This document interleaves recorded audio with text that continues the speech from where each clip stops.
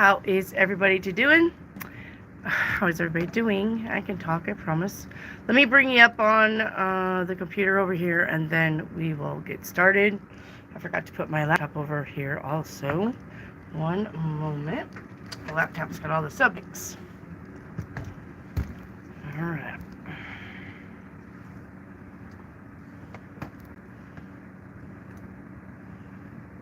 Hello, hello.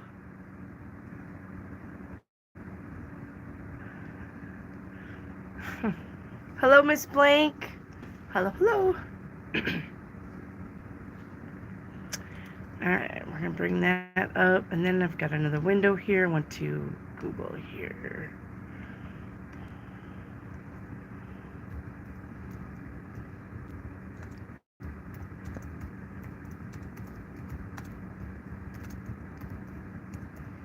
Alright, one moment.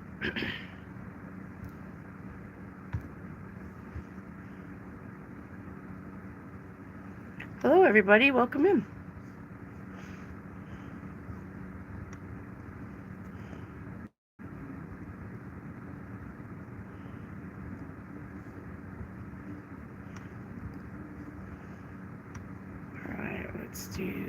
So I always start off your guys' podcast. I'll let you guys come on in. Make sure you guys are giving a thumbs up. I know there's only 6 of you, but make sure you guys hit that thumbs up button, please. And I'm pretty sure that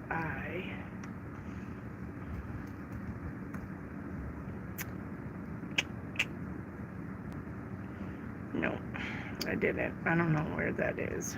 Alright, it's okay. Let's see.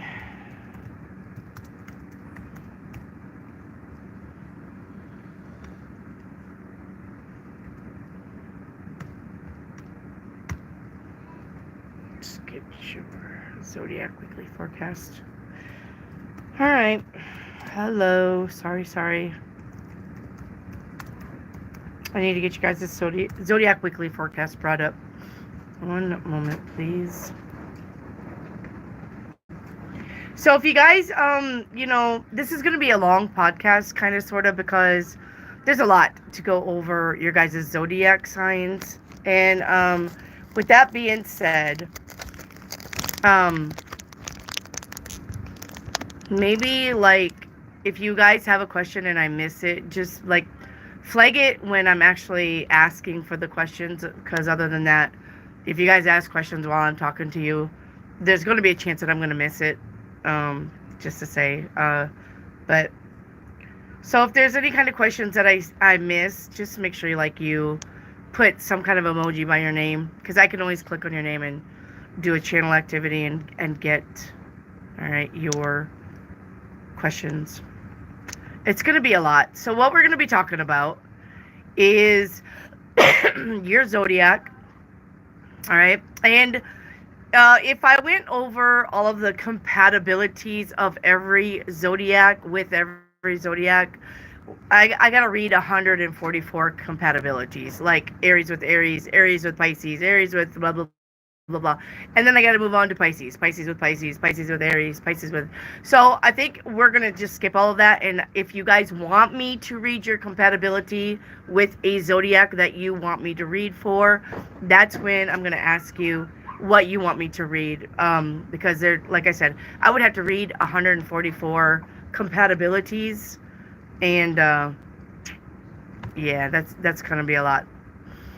So, okay, as always, I start off the podcast with your weekly forecast. And remember, tonight's the eclipse, blood moon, with Mercury retrograde, Mercury going into retrograde at the same time, and something about the North Node moving house or something like that, going into Aries or something. It's a lot, all right? So we got a lot. You're going to have a lot to deal with, all right? For the next probably 2 months.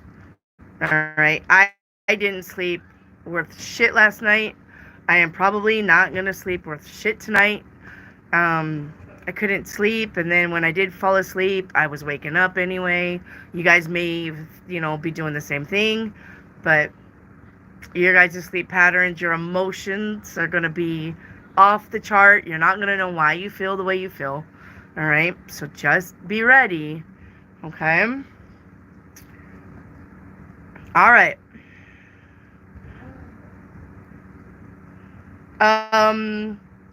Hello, can you give Jessica Loera my phone number? There it is. Thank you. Hello. I knew you'd be on it. All right. So let's start with your weekly horoscope, starting with Aries. All right. So Aries, set some strong emotional boundaries this week as the sun conjoins Saturn in your subconscious zone on Wednesday. Energy vampires may sap your strength and steal your peace of mind. Balance introverted and extroverted energies today for happiness without overdoing it. As you get ready for the season, Aries, which is spring, all right, take a good look at your health and your habits. When Virgo lunar eclipse is in your productivity zone on Thursday, that was yesterday. This is an ideal time to take healthcare appointments and make an effort for healthy lifestyles and habits. Take care of your body by being extra careful. And that was for Aries. Up next is going to be Taurus. All right, Taurus, get ready to spend time with others as the sun conjoins Saturn in your social zone on Wednesday. Balance me time with we time by grabbing coffee or lunch with friends while still having the rest of the day to yourself. Try not to get wrapped up in other people's dramas while you're out. All right? The lunar eclipse is in your pleasure zone. When you, this sounds weird. When you pleasure yourself to be perfect, Taurus, you can miss out on something wonderful or just having fun. This can be an amazing night if you learn to embrace the imperfections of life. That was for Taurus. Up next is Gemini. Gemini, now that you've settled into 2025, it's time to reach some... Sorry about that. The stand is not staying. All right. And I'm cricket. Don't get cricket. Okay. Now that you've settled into 2025, it's time to reach some important goals. When the sun conjoins Saturn in your career zone, you have some lofty dreams you may want to reach, Gemini, but Rome wasn't built in a day, so start slowly. Cast a critical eye on your home life when the lunar eclipse happens in your family zone. The nest you've built over the last few months could seem a bit messy. While nothing is perfect, don't pick your loved ones apart just because you have a better vision in your head. All right, that was for Gemini. Up next is Cancer. One moment.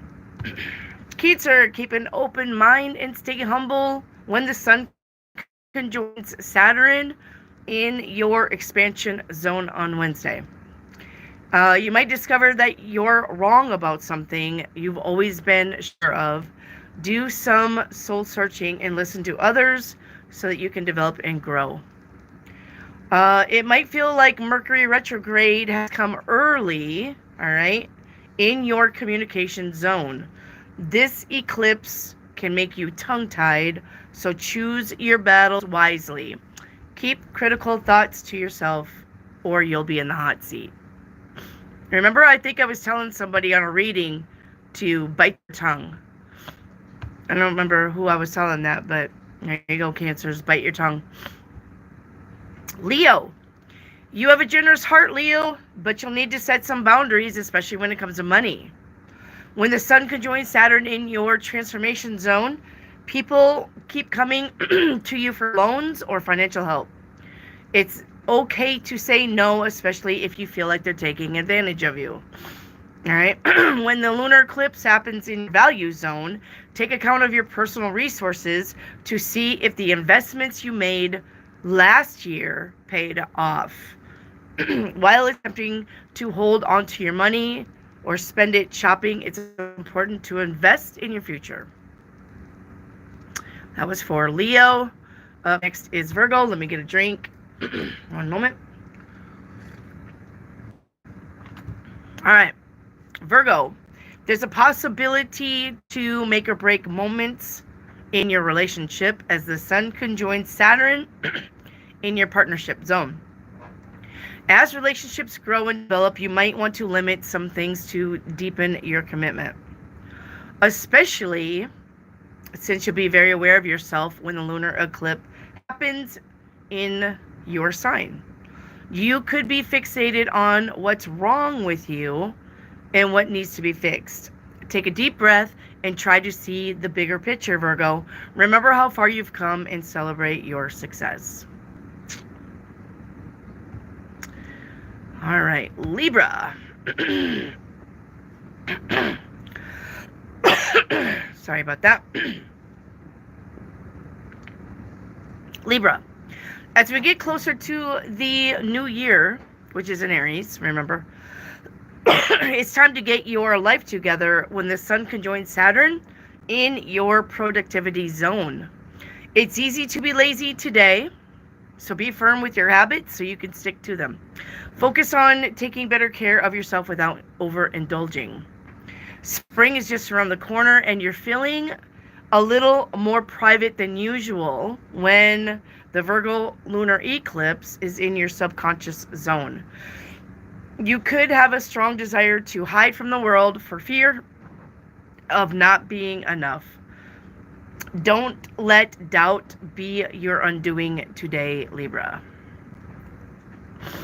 All right, up next is Scorpio. Hello, am I going too fast or do you got it, babe?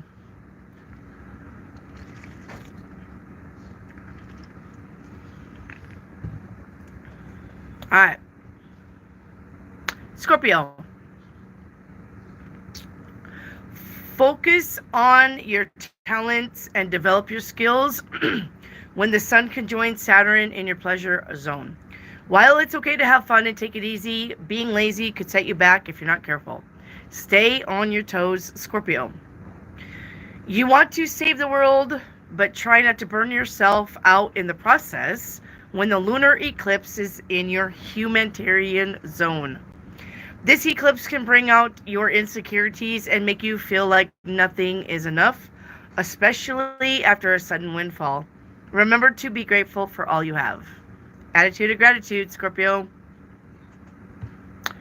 Up next, Sagittarius. Saggies, get your house in order when the Sun conjoins Saturn in your home zone. It's important to put down roots and find your place.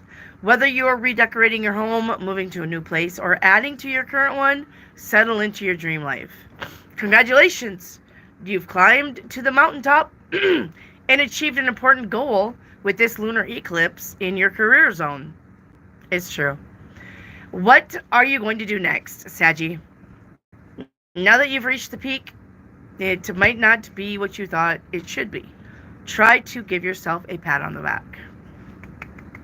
Way to go, Saggy. Saggy, Leo, and Scorpio, y'all are going to have an easy lunar eclipse. I can't say that for the rest of us.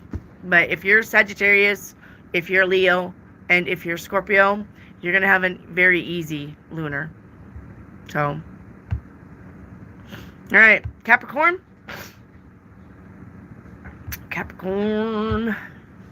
All right, Capricorn, think about your words with care as the Sun conjoins Saturn in your communication zone. You'll be encouraged to focus on your words and have deeper conversations with loved ones. There's no such thing as small talk this week.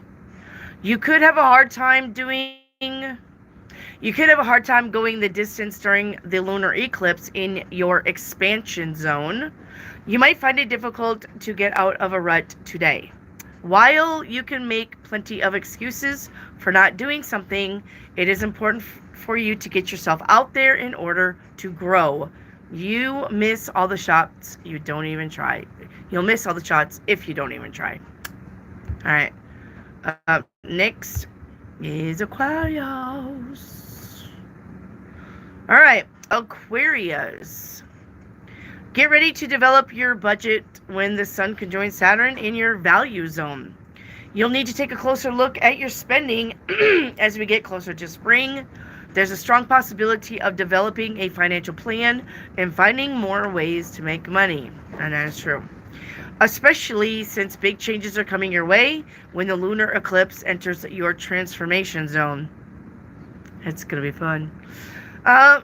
This is a good day to say goodbye to things and people that are no longer working out and focus on nourishing your legacy.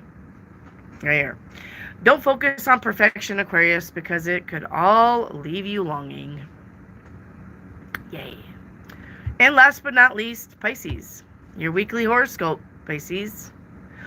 March 10th through March 16th. I didn't even give you the date. Sorry. Get ready for some personal development when the sun conjoins Saturn in your sign. Use this energy to build and develop the life you've dreamed of and the person you want to become. Step into your highest power, Pisces. Relationships can be very successful if you're willing to look past imperfections and find someone who's perfect for you with this lunar eclipse in your partnership zone. Remember to think we and not just me as you make it work. And I do believe that there was some astrologer that said something about we're going from the me-go to the we-go, in the ego. So since it's going to be a lot of we-go and not just me-go. All right, so there is your weekly forecast. So remember, though, that as always, lunar eclipses always extend out past the time that they happen. And with Mercury retrograde, it's almost going to be like you really want to move forward, but something keeps getting in the way, something keeps getting in the way, something keeps getting in the way. But just be patient, all right? Just be patient. Keep steady, keep focused, all right? Just keep trudging along, because Mercury retrograde will stop getting in the way, and you'll be able to move forward, all right? All right, now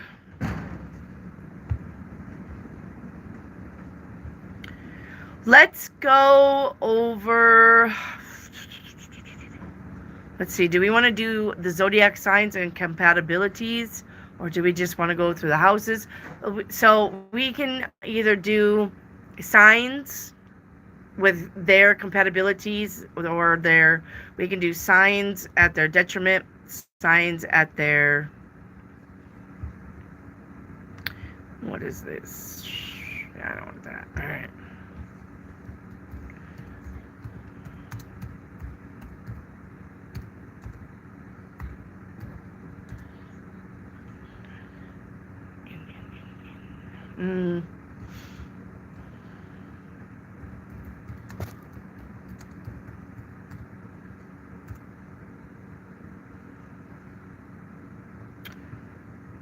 Hello. Jessica, you can't pay here for personal reading, hon. No, because Jessica, if you pay $10, I'm only making $5.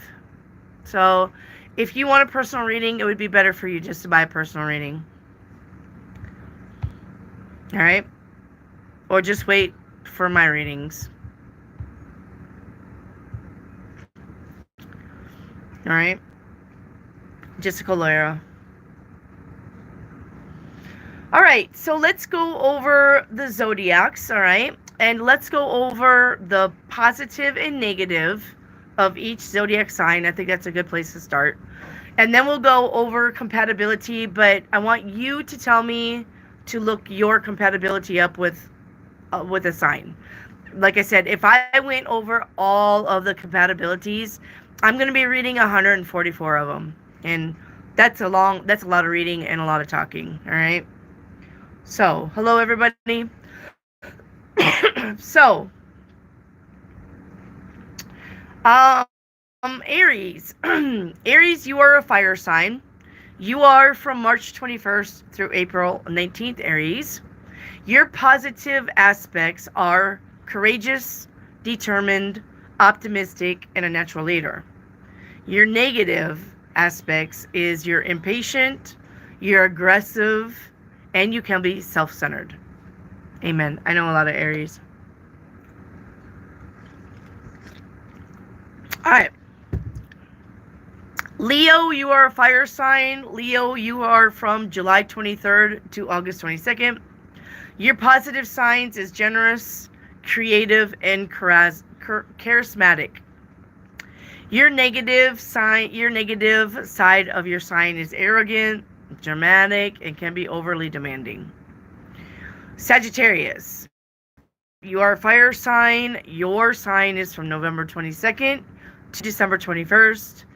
Your positive aspects are optimistic, adventurous, and philosophical. Your negative side, though, you're impulsive, you're restless, and you can be tactless. All right. Earth signs, that's Taurus, Virgo, and Capricorn. Taurus from April 20th to May 20th. If your birthday falls in that, you're a Taurus. Your positive aspects, you're loyal, you're practical, and you're reliable. But Taurus as a negative, you're stubborn, you're possessive, and you can be slow to change. Virgo, if your birthday falls between August 23rd and September 22nd, you're a Virgo, and your positive aspects are you're analytical, you're detail-oriented, and you're practical. But on a negative, you're critical, you're a perfectionist, and you can be overly anxious. Capricorn, if your birthday falls between December 22 through January 19th, you're a Capricorn. Your positive side is you're ambitious, you're responsible, and you're disciplined. But your negative side, you're materialistic, you're controlling, and you can be seen as cold. Air signs, Gemini, Libra, Aquarius. Air sign Gemini from May 21st through June 20th. Your positive aspects of you are you're versatile, you're communicative, and you're adaptable. But your negative side is you're inconsistent, you're superficial, and you can get easily bored. Libra through September 23rd through October 22nd. Your positive sign, you can be diplomatic, you can be fair-minded and social. But your negative side, you can be indecisive, you can be vain, and you can be easily swayed. Aquarius, you can point your finger at me. Your birthday runs between January 20th through February 18th. Your positive sign, your positive aspects is you're independent, you're innovative, very innovative, and you're humanitarian. But your negative side is you're rebellious, you're aloof, and you can be unpredictable, which I figured it would be way worse, like stubborn. I don't think being unpredictable is a bad thing. Keeps things interesting. All right, water signs, Cancer, Scorpio, and Pisces. If your birthday falls between June 21st and July 22nd, you're a Cancer. Your positive aspects are nurturing, compassionate, and emotional. But your negative aspects, you can be moody, you can be possessive, and you can be overly sensitive. Scorpio, if your birthday runs between October 23rd through November 21st, your positive aspects are intense, resourceful, and passionate. But if you are negative, your aspects are jealous, secretive, and can be very vengeful. And they can be. Pisces, if your birthday runs between February 19th through March 20th, your positive aspects are you're empathetic. Empathetic.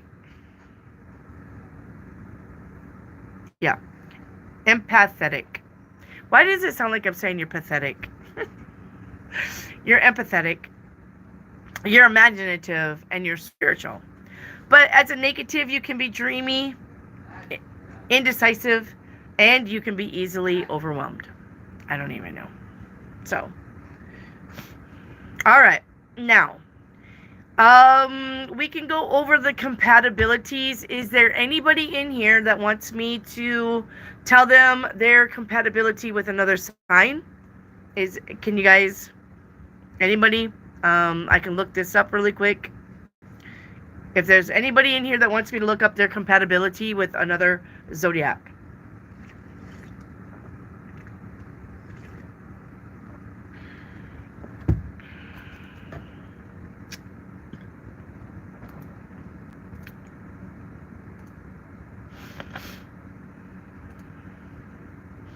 Libra, sorry, Leo and Libra. Okay, let's do Leo and Libra.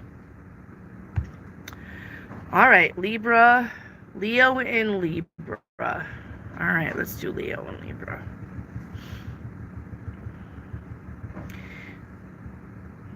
All right. Sexual and intimacy compatibility.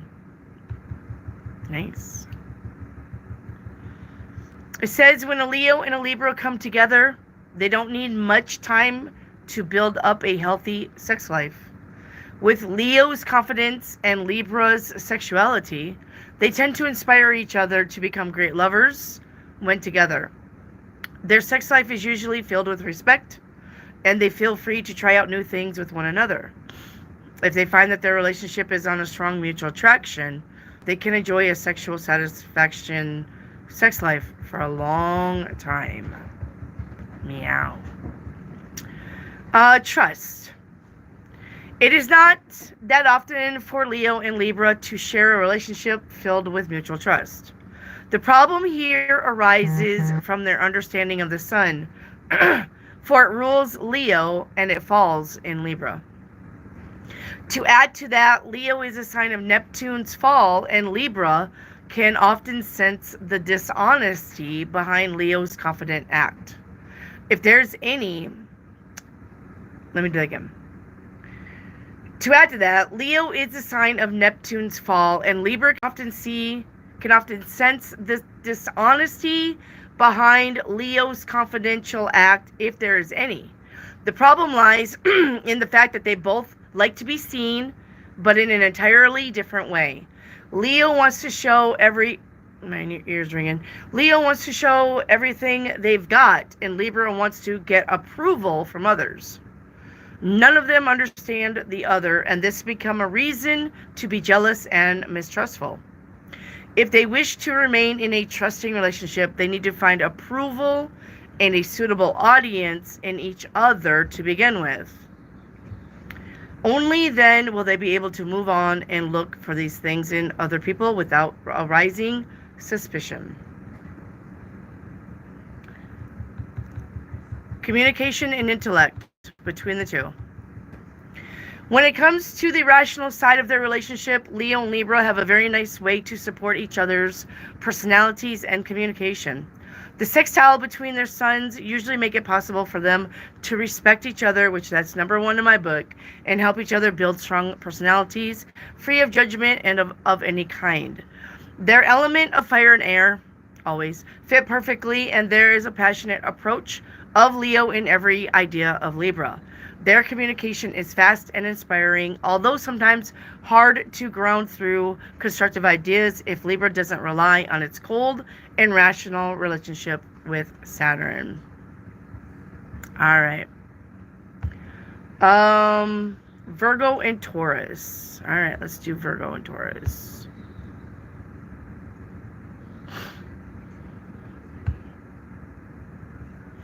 Virgo and Taurus. We got it. All right, Virgo and Taurus. Sexual and intimacy.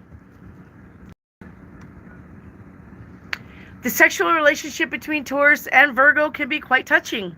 Virgo partners usually ashamed to show their sexuality, or their body for that matter.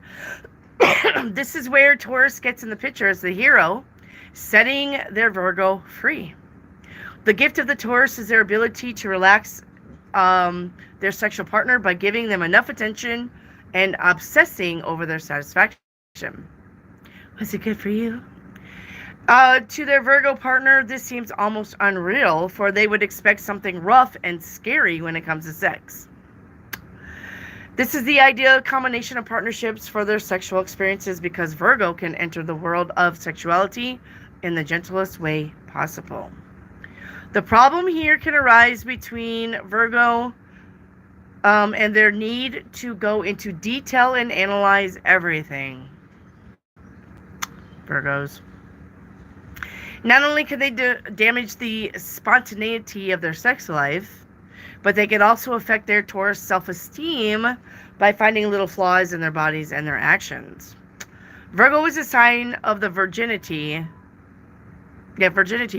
and is the place where Venus represents all satisfaction, falls.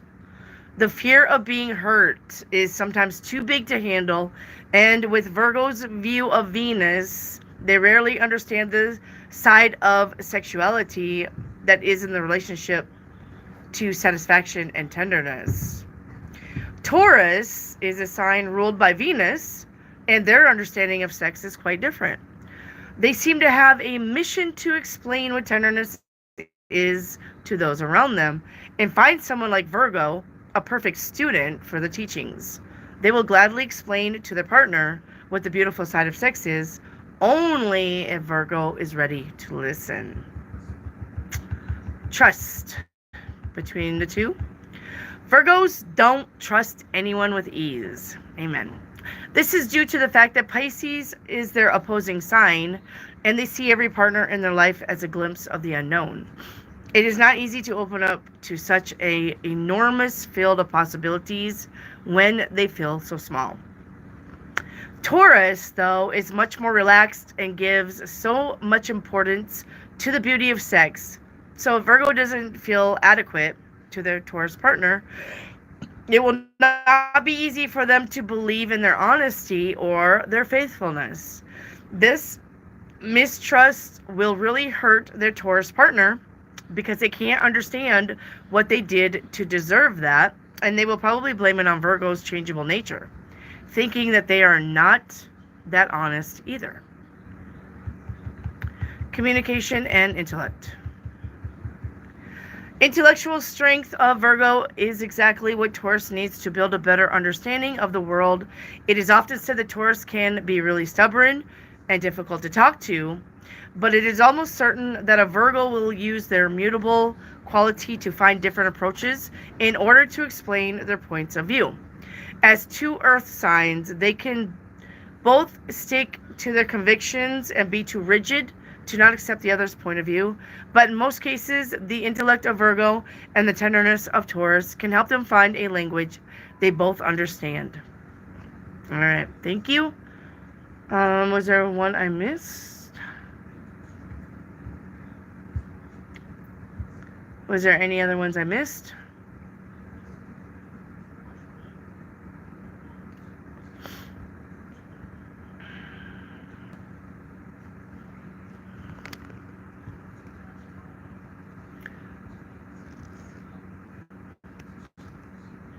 Nina, Virgo and Scorpio. All right, let's do Virgo and Scorpio. Virgo and Scorpio. One moment. Gemini and Leo. Okay. Let's do Virgo and Scorpio, and then we'll do Gemini and Leo. Gemini and Leo is going to be...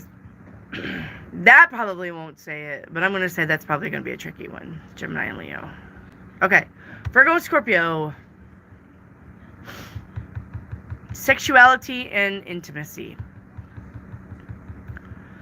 If there's something Scorpio would like to fight for, it is for the Virgin, the Virgo. This is a very interesting couple in the domain of sexual activity. One of them hides their sexuality, and the other acts as sex itself. We know who that is. Even though Scorpio can be too rough for Virgo, making them feel uncomfortable and even violated in a way, in most relationships between these two signs, there is enough rationality to the approach of Virgo that makes this contact possible. Okay. What we often fail to understand is the fact that Scorpio is a water sign and as such deeply emotional. Virgo looks for someone emotional to share life with, and they share this emotion of Scorpio through their sexual relations. They will both find sex between them extremely satisfying. The best time for Virgo and Scorpio to create enough safety and emotion in their sexual encounters is in the situation where they are each other's truly emotional experience. If they surprise each other with the powers of emotion beneath the surface, both of them they will have a hard time ever separating from one another. So basically, if their sexual contact is very emotional, that's the tie that's going to bind them. The biggest problem between these partners is their relationship to Venus, as this can lead to a loveless acts of sex that both partners are not truly satisfied with. They need to show love and be tender, enjoying themselves enough, or they might have to move on to someone they love more. Trust.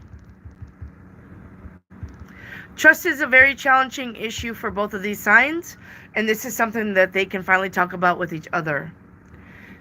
There is a strong understanding here, for one of them fears betrayal more than anything, while the other hates it and gets vindictive as soon as any sign of dishonesty is in sight. I would not want to be between that one. The best thing for their connection is their ability to understand each other in silence, not ever wanting to let each other down. Communication and intellect. Virgo is a talkative sign ruled by Mercury, the planet of communication, but they hold on to much more quiet and intellectual side of Mercury than anticipated. Scorpio represents a deep silence of the flow of the river, and they will both have a strong urge to jump into the depths of silence together. Their intellectual contact is stimulating, often strongly influencing their sex life and their truly deep emotions. It is almost as if they wouldn't be able to form a relationship without this ability for nonverbal communication that makes them the perfect partner for each other. Both of these signs are prepared to go all the way, Virgo in their intellectual depth and Scorpio in everything else. This will inspire both of them to search for all sorts of answers together, analyzing each other's psyche and determining the source of their problems with the world or with each other. Through carefully chosen words,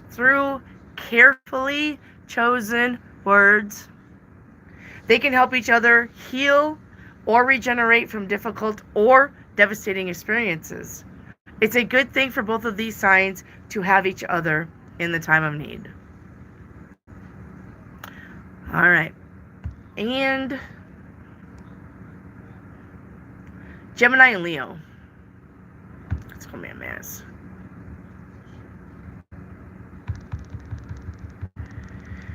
Gemini and Leo. All right, Gemini and Leo. Sexual and intimacy. Sex and intimacy. Everything that Leo would like to show, Gemini would gladly examine. They are a very good fit when it comes to sex, for Gemini gives a relationship ideas and excitement, while Leo brings in the energy, creativity, and love. Their sex life can be stimulated by their intellect and communication, for they both rely on the conscious self and their mind. If Leo feels right in intimate relations with their Gemini, as a fixed sign, they will give them stability and a chance to last together for a very long time. Gemini is childish when it comes to sex and rarely connects deep emotions with sexuality. Leo could be the right partner to teach them how to make a real intimate connection if they are not preoccupied with themselves. There's that wind. We got storms coming in. They will both want to experiment and have sexual encounters outdoors and will enjoy being naked. This is the perfect relationship for both partners to overcome shame and any sort of fear regarding intimacy and sex. Trust. Hi, Dan. Both Gemini, you rang. Got it. Both Gemini and Leo can be bad listeners when it comes to other people's needs. One of them is distracted by everything and the other focused on their own needs. Because of this, they could end up in a situation in which their relationship lacks trust, and it may take some time for them to notice because they will not question one another at the beginning. Because of their natures, they could get lost, each of them satisfying their own needs. This will lead to all sorts of situations they don't want to share with each other, even adultery. It is of utmost importance for them to share and listen to one another from the beginning in order for both of them to be able to satisfy their partner's needs instead of letting them slip away. Communication and intellect. Gemini and Leo are both rational and focused on their mental activity. Leo does have a deep emotional background, but pays a lot of attention to words and intellectual strength of their partner. This is where Gemini jumps in as a faithful follower to admire their Leo partner and teach them a thing or two. If they find themselves in the emotional relationship with each other, they will probably talk about everything else but their feelings. Leo might have the need to, in general, but Gemini partner will easily seduce them into the other direction. They both don't have much use for sweet talk, and if Gemini tries to use the way they have with words, it could work only up to the point where they start sounding fake. There is not much room for overthinking, and they will both probably say the first thing that comes to their mind. This is a great way to build trust between them if they don't judge each other in the process and share some emotions along the way. The issue of Leo's perfect sun, this position gives so much energy to Leo that sometimes they feel obligated to burn everyone around them by imposing their will. This is a strange need of Leo since the sign supports Sun greatly, and they basically have this idea to change the world and make it a better place. But this can drive their Gemini partner crazy in case they don't have enough room for their own opinions. Yeah, I would imagine Leo will definitely outshine Gemini. It kind of seems to me like summer babies. Gemini, Leo, and Virgo, I think. Like, they like the spotlight. They are sun babies. They are summer babies, but... Hello. Is there anybody else? Pisces and Scorpio. Alright. Pisces and Scorpio. It's going to be tough. Pisces and Scorpio. Alright, Pisces and Scorpio, we're going to go with sex and intimacy. Sex and intimacy first. A lot of talking always gives readers the burps.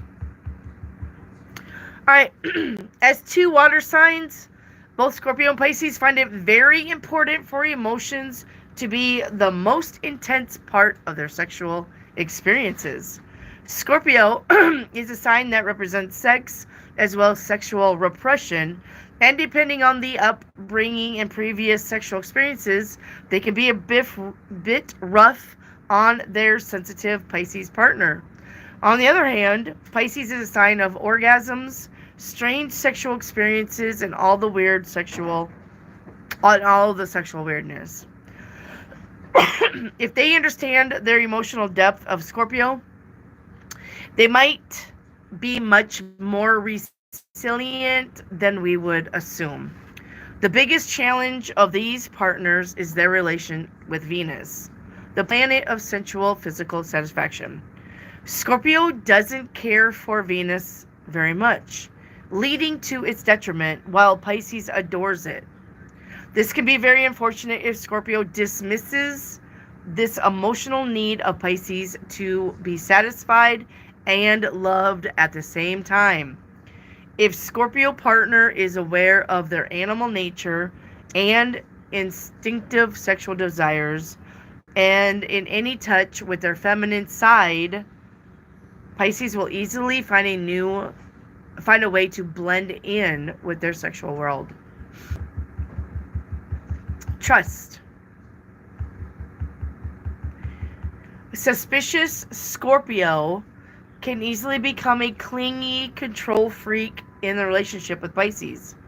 However, they will both be in search of their one, perfect love, and this should bring them to certain honesties. As soon as one of them is cheated on or disappointment, the relationship should end because none of their partners can handle the tainted image of love. Should end. Did you hear that? Should end. Trust between them will be maintained for as long as Pisces has an idealistic approach, doing everything for their one true love. When their image clears and they realize who they are with and what the relationship looks like, it might become more difficult for them to stay in the loop with Scorpio's expectations of honesty, communication, and intellect. All right. The possible problems with communication between Scorpio and Pisces,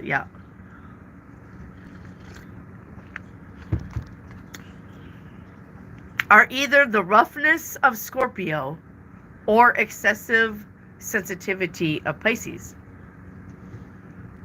With these two combined, it will almost be impossible to have a healthy conversation in which there will be no hurt, distance, or anger. They will rarely fight, for Pisces usually has no reason to fight with anyone, but they could have a lot of misunderstandings which lead to their separation pretty quick.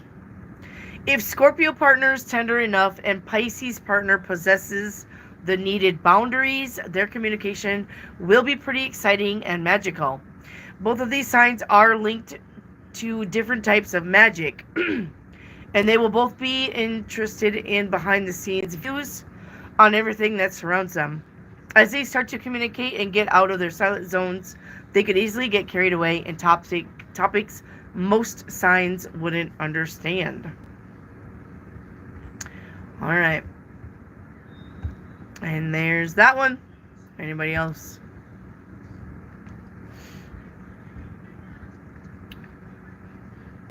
Libra and Gemini.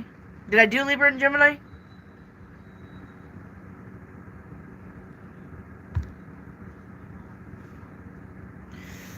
You're a Capricorn, but you attract a lot of Leos. You want to know why, Amber? You attract a lot of Capricorns because, you attract a lot of Leos because Leos like that money. That's why. And Capricorn's all about the money, and Leos like money. I'm telling you, Leos like money a lot. So if you have a lot of money, you're gonna be attracted to them, for real. All right. Do I need to do... Did I miss one? Is there another one I need to do? Candy corn. Amber's a candy corn. Was there another one? If not, we'll get into the houses. We got a lot to do.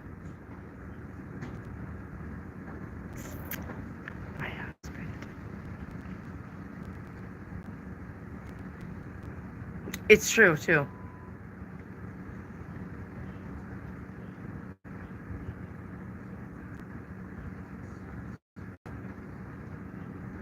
You're welcome, Bubble. My husband's being a shit. You missed Libra and Gemini for Jessica. That's what I was looking for. Thank you. Libra and Gemini. Alright, Libra and Gemini. Libra and Gemini. Let's do Libra and Gemini.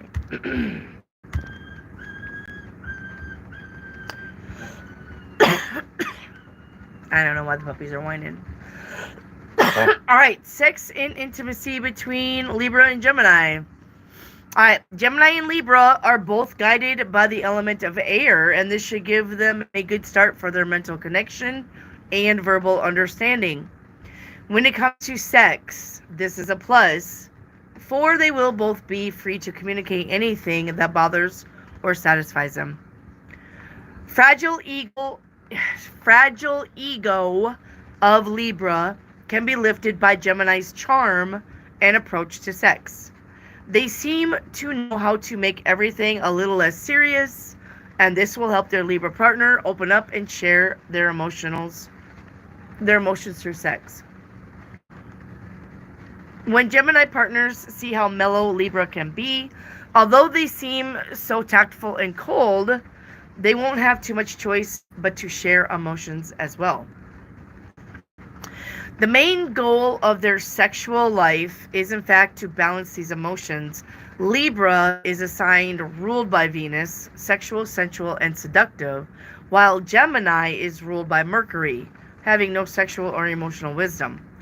The basis of good sex life between them is their curiosity. For Libra is always curious about the partners as much as Gemini is curious about everything else. Although Libra may be indecisive, Gemini won't have a problem thinking of a different approach and finding new techniques, words, or adventures to spice up their sexual encounters. Trust.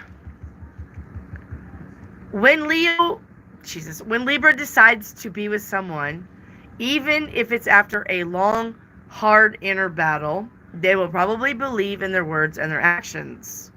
When they choose a partner, they choose them for their character and their straightforward nature. Libra has no reason to doubt their own judgment and will probably believe their Gemini in every case, except when their dishonesty is too obvious. In return, Gemini will respect Libra's need to flirt in order to be accepted and loved by other people. Not only will they not find this threatening, but they will actually enjoy a consequence of this behavior, their own freedom. So they can both flirt. Communication and intellect between the two. Gemini partner is very opinionated, and Libra has a tendency to take a lot of things their partner says as a personal insult. Although Gemini will, in most cases, just follow their rational nature and comment on things simply because they want to talk, it will be hard on Libra to overcome some of these things they might say. The sign of Libra is very sensitive to any sort of will imposing or criticism and will recognize it even when Gemini has no idea what their partner is imagining. Who's to say which one of them is right? Since no two people can agree on everything every time each of them opens their mouth to speak, Gemini and Libra can have a very hurtful and tough communication due to the mutual lack of tolerance. This head cold. Ugh, I fucking hate it. Gemini partner would rather go blind than accept that they have the lack of tolerance. But the truth is, they can be quite strict when it comes to someone's mental activity and their opinions. Libra is in the most cases hurt enough by the pressure on their own personality produced in their primal family, so they will have a very bad response to this behavior, even if Gemini meant nothing by it.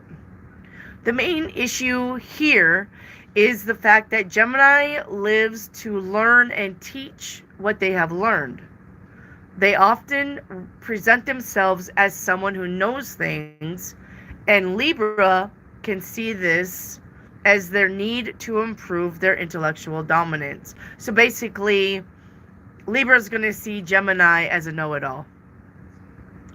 Even though this isn't their intentions, and in most cases, sometimes a single sentence Gemini said can be something Libra feels hurt by for years to come. Libra can learn from a teacher, from someone who has proven their worth, but hardly from their know-it-all partner. See? Well, I called it. All right. Libras, though. A Libra in detriment. Good God.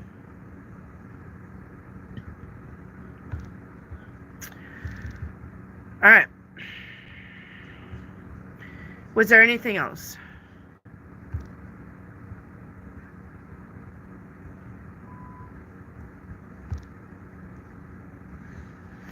Joanna, I have a question. What's the difference between energy and spirits? Nothing. There's no difference, Joanna. Energy and spirits are the same thing. The only difference is if you see a ghost is energy and a ghost is spirit.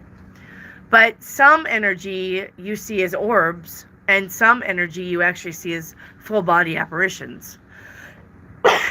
And so the only difference is the storyteller, basically. It's the same thing, Joanna. It's the same thing. The only difference is it's the storyteller's point of view. If I told you I saw a spirit, that could be I saw a full body apparition ghost, or I just saw an orb, which I'm really good about seeing orbs, and I'm really good about seeing shadows. Both of those are spirit, energy, whatever. It's the same thing. It's just whoever's telling you. If somebody says, I saw a ghost yesterday, it's energy. Dressed up as a ghost. Dressed up as a full body apparition of Grandma Betty that passed away in 1990. Or you can see a ball of orbs. It's very common to see orbs. So you can even see orbs in my video. You'll see orbs.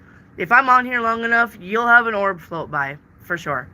Well, that's just a ball of energy. It's the same thing. Yep. Same thing.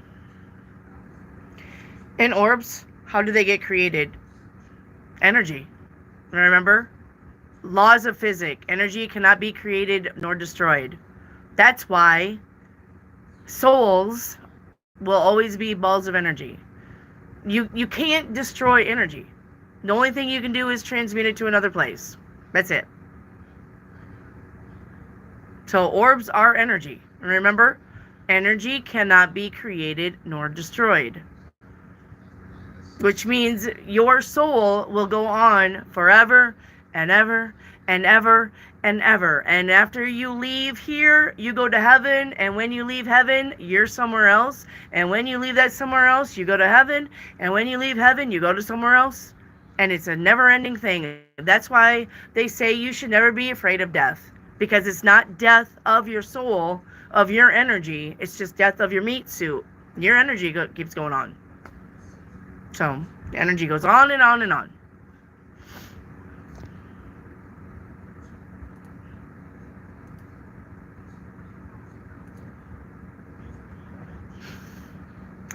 Oh, does that make sense? And can I ask you why some people get possessed, energy gets enlightened?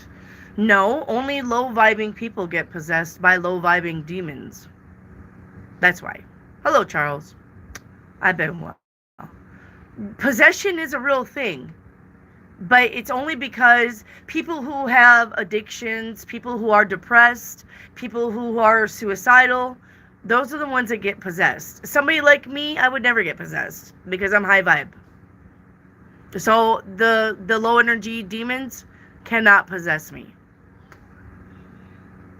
I would never get possessed because I'm not ranking down low. That's why they tell you don't be depressed. That's why they tell you take care of your mental health. It's important for you to take care of your mental health. It's important for people not to be depressed. It's important for people not to be suicidal. Not because they may do something bad, but it's because they are also vibing low with demonic energies. And there's no telling. That's why people become habits, you know? That's why people start drinking or doing meth or whatever. It's because they don't believe in themselves. They don't have no self-esteem. They're depressed. They're anxious. They're blah, blah, blah, blah, blah, blah.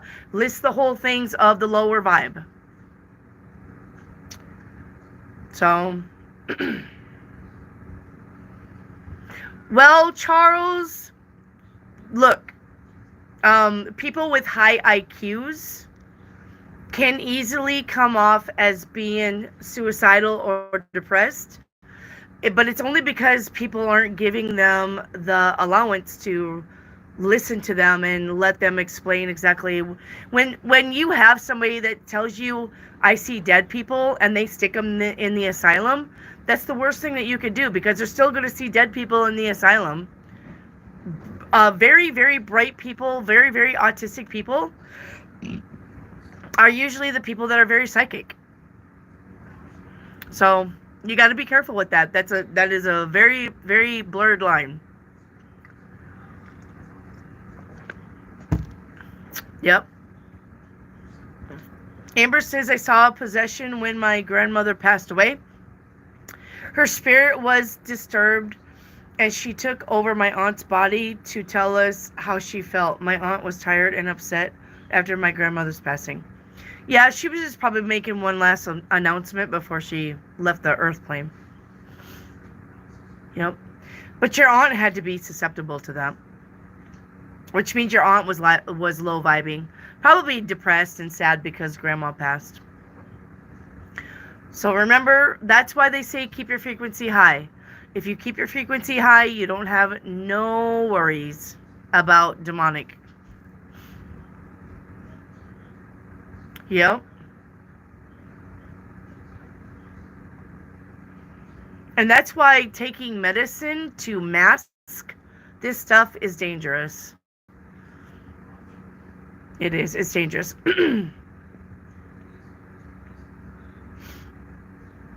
And did you practice your gift or had it by birth? I've had my gift since I was 2. I've had my gift since I was 2. I can tell you the things that I've saw even when I was 2. I have memories when I was 2. And I know for a fact because there are 9 of me and my siblings, okay? I'm the baby. And whenever I have a memory, I can ask one of the very oldest sisters of this memory, and she's like, "You're like 2 when that happened. How do you remember that?" And it happens all the time. So I've had memories ever since I was 2. So yeah. Well, like the bed's floating. This is a long story, and everybody that knows me knows this, but I've been raised on Ouija boards, seances, shit like that. I have a whole line of women who have played the Ouija board, cousins, women who've done seances, table knocking, table tipping. I mean, I can go way back. I used to see the beds levitate. I used to see this ghost hand come around. It would slide up my wall by my bed, and I would look at it and I'd say, "Go away," and then it would just slide back down and disappear. And I would look under my bed, make sure it wasn't under my bed, and it was gone. So yes, I have memories from past lives. Yep, a lot. I have a lot of memories from past lives. I know I was in France. I know I was a spy. I was a man. Let me tell you, I want to tell you. I was a man, and I had sex with a woman, and we got screwed. We got screwed on that part too. Because when a man has an orgasm, it is nothing like a woman. No. Nothing. They got the best. I know. I was a man, and a woman, and oh my God. You want to talk about toe curling? We got gypped on that part too. Fucking men. We got gypped on that part. When they have an orgasm, oh my God. Yeah, no, we got screwed on that one. Screwed. So, unbelievable.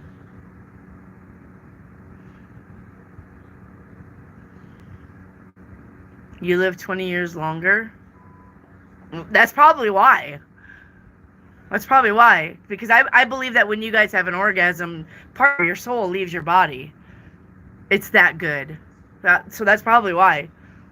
So, I don't know. Should I be grumbling or...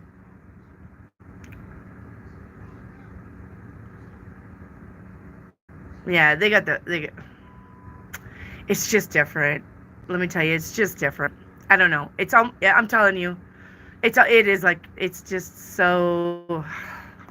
I can't even.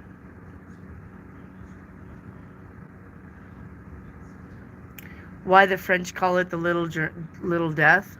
That's probably why. And Wendy, why religions to your opinion, fight against divination tools and psychic readers since they all have... Look, man made religion, not God. Religion is so that you are dumbed down to being a slave to religion. That is why. That is why. Religion was made so that you don't stay in your power. Religion is made so that you think you have to go to church and pray to communicate with God or Jesus, when God and Jesus is within all of us. We are all made from the same source. Yes, they want to manipulate. They want to dumb you down. They don't want you being a very spiritual teacher, because then they would, if the church was really honest and they got up and they said, everybody in the church, Christ is within you. You don't need me to teach anything. You don't need me to tell you about the Bible and what's going on with it. It's just like everything. It's a tool to use in your time of need. It's a tool to give you examples. That's all. It's just like everything else. It's just like reading a manual to set up your dishwasher. It's like everything else. It's just it's just a tool to use to help you. Oh, over here. Yeah, she usually sleeps right here when I'm live. She stays by my feet. So, you don't have to go to church to know God. You don't have to go to church. You go to church to know Jesus. They're already here. They're already here. So. And right now, us talking about Jesus and God, we're in church. It says in the Bible. If two people talk about Jesus, then that's church. So.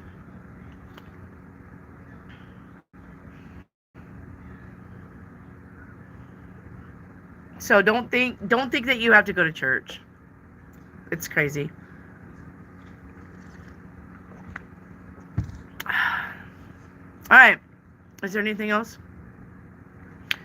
What experience do you have from enlightenment? How would you describe it? Enlightenment. How would I describe it? It's just a knowing. It's just a knowing that you don't have to worry about things. It's a knowing that everything will work out. It's a knowing that if it doesn't work out, then it's not meant for you. It's a knowing that life is short, so enjoy it. It's a knowing that whatever happens for a reason. No need for you to worry about it and panic about it. If I got into a car accident tomorrow, then that was something that I needed to go through. That was something that I signed up for. That experience. I would never. I've already been in car accidents, and I would never probably sign up for that again, ever. But, I didn't get hurt, thank God. I'm a very lucky person, though.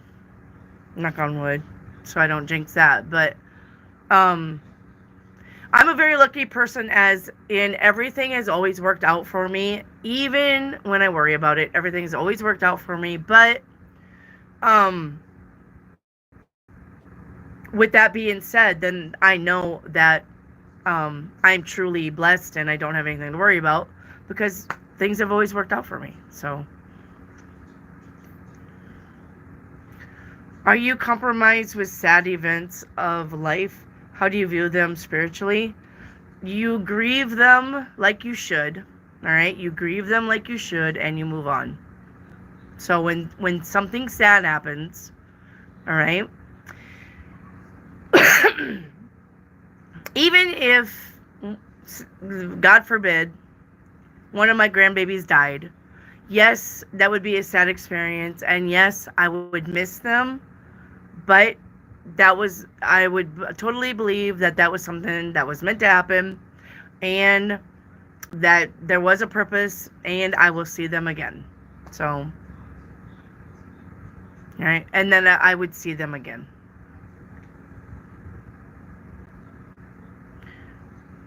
So, I only have 2 people in chat when I got 3 people in chat. So,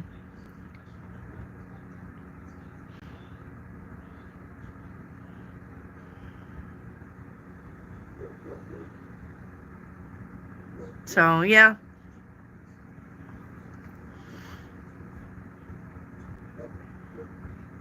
So even when sad things happen, you're just going to have to remember that there's a reason. There's a reason why something happened. There's a reason why you broke up with that person. There's a reason why you lost your job. There's a reason why things happen, and usually things happen because you're on the wrong path. So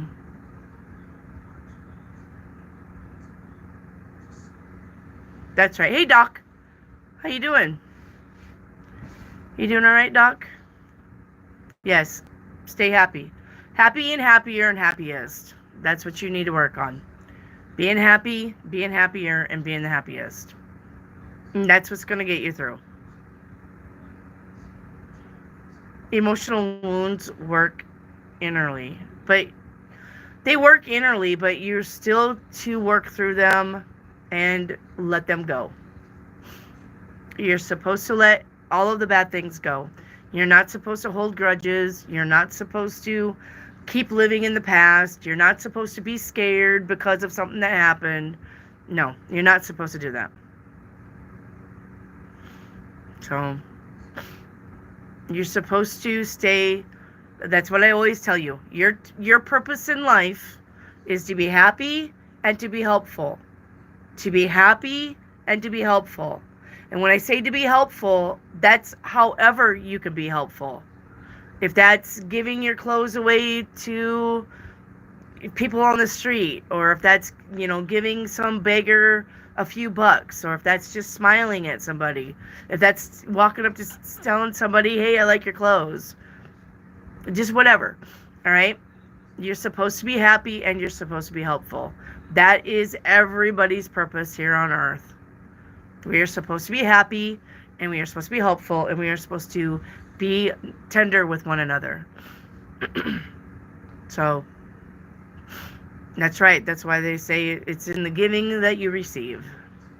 Yep.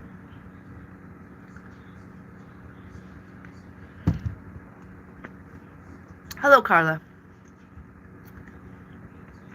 So, yes. And only you can make yourself happy. If you're looking for happiness in other people, you're doing it wrong. Nobody's going to make you happy. Nobody's going to take care of you like you can. So you've got to definitely take care of yourself. Do you ever feel danger from energies? No. You know why? Because I say, that's not my reality. That's why. No. I know. Look, I'm pretty sure I've had energy attacks. I'm pretty sure of it. As much as I've been sick, I've lost my voice a lot. You can ask Hello and Dan. It's almost like I lose my voice probably every 3 months. And I'm pretty sure that's probably somebody telling me to shut the hell up, Get over it. Get on with life. I don't let it stop me. I've whispered my lives before. I don't let it stop me. So I don't give a shit. I honestly don't give a shit. I don't do a protection spell when I do your guys' tarot readings. I don't bless my energy. I don't bless my cards because I have faith that I'm protected and anything that I do is protected. And that's 110% having faith. That I don't even bless anything. I don't protect anything. I don't sage anything. I don't have a bell that I ring. And I don't give a fuck. So, and that's just me. Because, too bad. If there's something that's a almighty, powerful spirit that's going to come at me, well, then they better just get ready. Because I'm ready. I don't give a fuck. So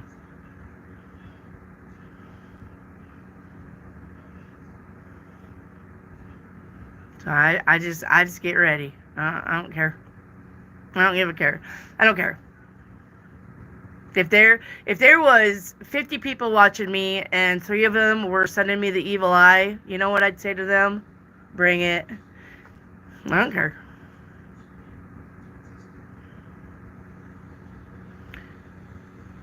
Magic is real. Magic is real. Yep. It's all about intention. If you've got the right intention with the right words, because words are spells, that's why they call it spelling. Words are spells. If you got the right intention, you can make anything happen. But here's the thing about hexes and curses and why they don't work. Because somebody can send you the evil eye, but if you're going to be on the other side going, oh my God, somebody cursed me, that's what's giving it energy. Not because somebody said, I hate you, and you're going to have 1,000 fleas infest your crotch. It's not that. Now, if somebody said that to me, and then I was over here going, oh my God, I'm going to have fleas in my crotch, then that's what's actually giving it energy. Not the fact that somebody said, I am attacking you this way. It's me sitting here going, ah! That's what's giving it energy. So if somebody's sending you the evil eye, or somebody's trying to curse you or hex you or blah, blah, blah, blah, blah, blah, blah, then you know what? You're like, bring it, bitch. I'm untouchable. And then you don't ever think about it again, and guess what? Nothing happens. Nothing happens. So, is it because we allow our energy to be violated? No, it's because you're giving your energy to it. Thoughts are energy. And if somebody is sending you something and you're receiving it, worrying about it, you're giving it energy. You're the one who's giving energy, not them. All you have to do is just plant a little seed in your head, and it rents space for free up there because you're like, ooh. And then you're making it happen because you're constantly, oh, I got hexed. What's next? I got a flat tire today. That's the hex. That's the curse. What's next? Oh, I was late to my job. Oh, I got cursed. I got hexed. What's next? Quit doing that. You got a flat tire because you ran over a fucking nail and you got a flat tire. Big deal. Fix it and go on. That's how you block it. Literally, Joanna, that is how you block it. You don't give it any of your energy. If somebody says blah, blah, blah to you, be whatever, you're a retard. And go on with it. And never think about it again. And don't speak about it. And don't get tarot readings on it. And don't talk to people about it. And don't call up your best friend saying, you know what? You just pretend like you never even heard the words. And that person doesn't exist. And guess what? It's gone. No more. They can't do nothing against you. The only reason why things happen against you is because you gave it permission by thinking about it. So,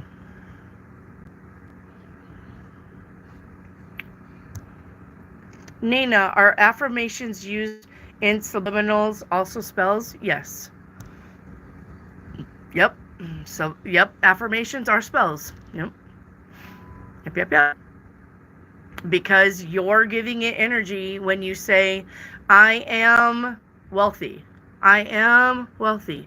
I am wealthy. Everything I is a vibration. Am is a vibration. Wealthy is a vibration. And those words are going out into the universe. And guess what the universe is going to be? Oh, I have to match that energy now. She said, I am wealthy. I'm the universe. Now I have to give her wealthy. There's a Beck. I am. That's why I say, don't ever say I'm broke. And don't ever say I can't afford it. Because if you're saying I can't do it because I'm broke, the universe is going to be like, oh, she's broke. Okay, well, here's some more being broke. That's why you never say that. You always say I am, blah, blah, blah. I can, blah, blah, blah. I will, blah, blah, blah. I trust, blah, blah, blah. And I do, blah, blah, blah. All right? You never, ever put yourself in a negative light. Never. Yes, you have to believe the words. Yep. But that's why they say fake it till you make it. Mm-hmm. Kieran, someone told me that someone does black magic on me, and I told them make sure they have my spell correctly. There you go. That's what I'm saying. See, you didn't let it bother you. You shot something back at them with a, and now they're like, well, okay. I don't guess I could touch her. So, yep. So, even when I lose my voice, I don't blame. I don't get on here and be like, "Oh, guys, guess what? I can't talk, so I think somebody hexed me because I can't talk." I don't do that. I'm just like, "Guys, I'm feeling a little under the weather, so just bear with me. I can barely talk, so I'm not going to talk that loud, but I'll still read your cards." I mean, we just go on. The world will not end. The world will never, ever, ever, ever, ever end. Never. Never. The world is a lot older than everybody's told you, and the world will never end. Not ever. You know why? Because this is the devil's playground. This is training camp. This is the where you learn your lessons. This rock that we're all on will never end because there will be always people that never learn their lessons and has to come back and do it again. This is the planet of reincarnation. This is the planet of reincarnation. And until everybody learns their lessons, they always have to come back here and do it again and again and again and again and again until they learn. This world will never end. It is the training camp for misfits. Would you say it's a matrix to hit enlightenment? No. No. No. Enlightenment brings you past the matrix. That means this is the matrix and this is your enlightenment. So you're gonna start ground zero. This is the matrix. All right, you're starting at ground zero. You're starting, and then you're getting a little bit better, and you're getting a little bit wiser, and you're getting a little bit, and you're getting a little bit, and then you got out of the matrix. So now you're up here, and the matrix is down here, and you're gonna know it. You're definitely gonna know it. You're definitely gonna know when you're out of the matrix, because nothing. You won't be bound to earthly rules. You're gonna see everything else fall apart around you, but everything's gonna be good within you, and you're not gonna suffer. You know, when eggs are $20 for 6, you're gonna have $20 to buy 6 eggs, and you're gonna be like, it is what it is. We don't stop buying anything. All right. The only reason why, like, we don't like shop at not McDonald's. McDonald's is a poison though, but like Walmart, not because we can't afford it, because we actually go to a higher end store than Walmart, but it's because that where they get their shit from. They're not. Walmart gets all of their chicken and shit from China, and I don't even know why. But what meat Walmart's giving you is not real meat, whether you're a meat eater or not. All of your fruits and vegetables, a lot of them's not real fruits and vegetables. So that's why I would say buy local if you can. If you got a farmer's market, buy local, plant your own shit. I would say that, but no. So the world will evolve because everybody thinks that the world is doing this only, right? That the world is doing this, but the world's not. The world is actually doing this.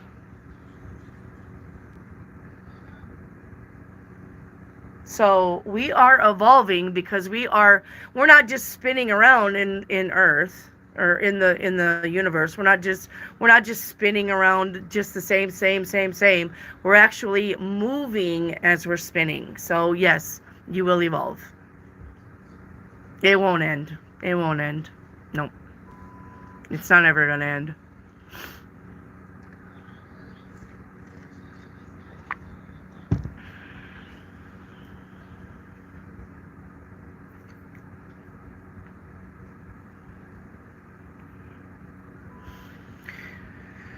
But if you are advanced spiritually, you can control food, diet. Yes. You know what? You want to know what the number one thing you need to do with your food? Pray over it. You need to pray over your food. You need to pray over your drink. Because it's just like that ice cube thing that Chinese guy did. He had ice cubes, or he had water. The water that he said, I love you, you're beautiful, you're perfect. And he froze them, made perfect crystals. And the water that he said, you're ugly, I hate you, fuck off, you're disgusting, made ugly ice crystals. Basically, words into your drink. I love you, you're beautiful, you're smart, you're intelligent. I just blessed my Dr. Pepper and I drank it, and now it's nourishing my body because my intentions went into the liquid, my intentions go into the food, and then I eat it because now I'm eating good intentions. That's all you got to do. You just have to pray over it. You just have to say, please nourish my body as it is intended. It's perfect. You're meant for me. Give it all kinds of love. And then when you eat it, that's what you're going to be absorbing, is all of your manifestations. So, words purify. Yes. So that's all you got to do. Even if it's I don't know, even if it's shit. If I open it up and I said, oh, Reese's Pieces, I love you. You're beautiful. You're the perfect food for me. I enjoy you so much. Well, I just ate a nice little piece of candy that was perfect.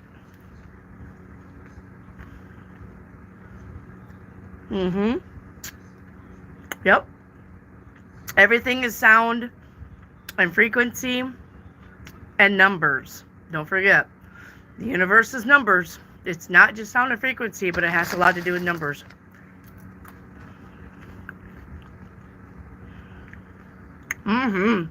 There you go, Dan.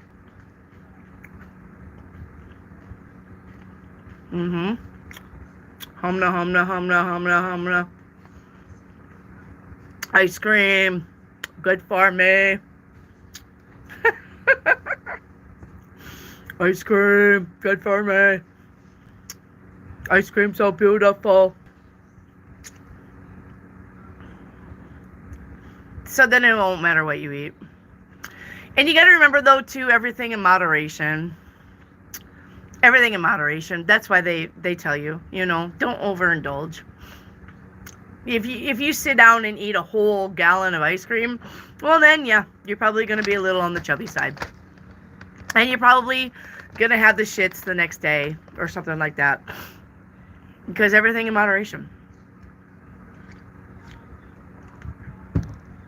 So, everything in moderation.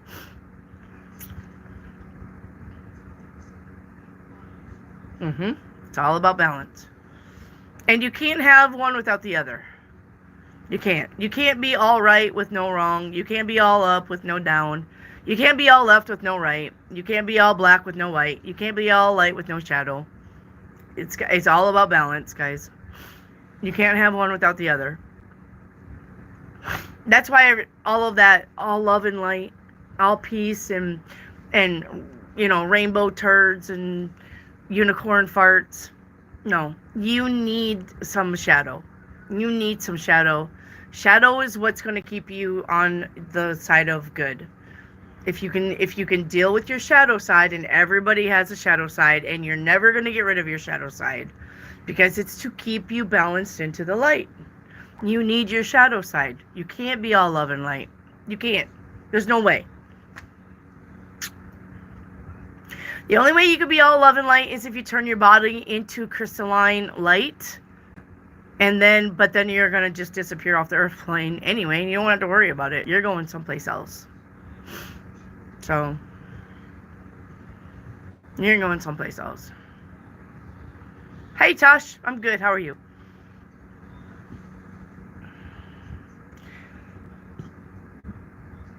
Tosh 2.0. Do you ever watch that, Tosh? Have you ever saw Tosh 2.0? He's seriously funny. Even though he's weird.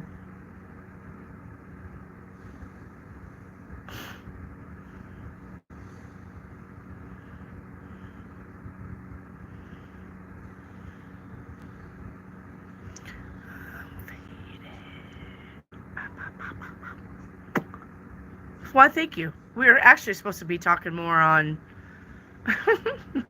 We're supposed to actually be talking on houses. Your zodiac houses. No, you're fine, Joanna. You're fine. I like questions. So, yeah, you're fine, Joanna. Like I said, I like... That's why I say open forum. Because I don't want to be the one to do all the talking. And I don't want to be the one to, you know, be lecturing. This isn't a lecture. This is supposed to be fun and learning and stuff like that. So if you have questions, absolutely ask. That's why I say open forum.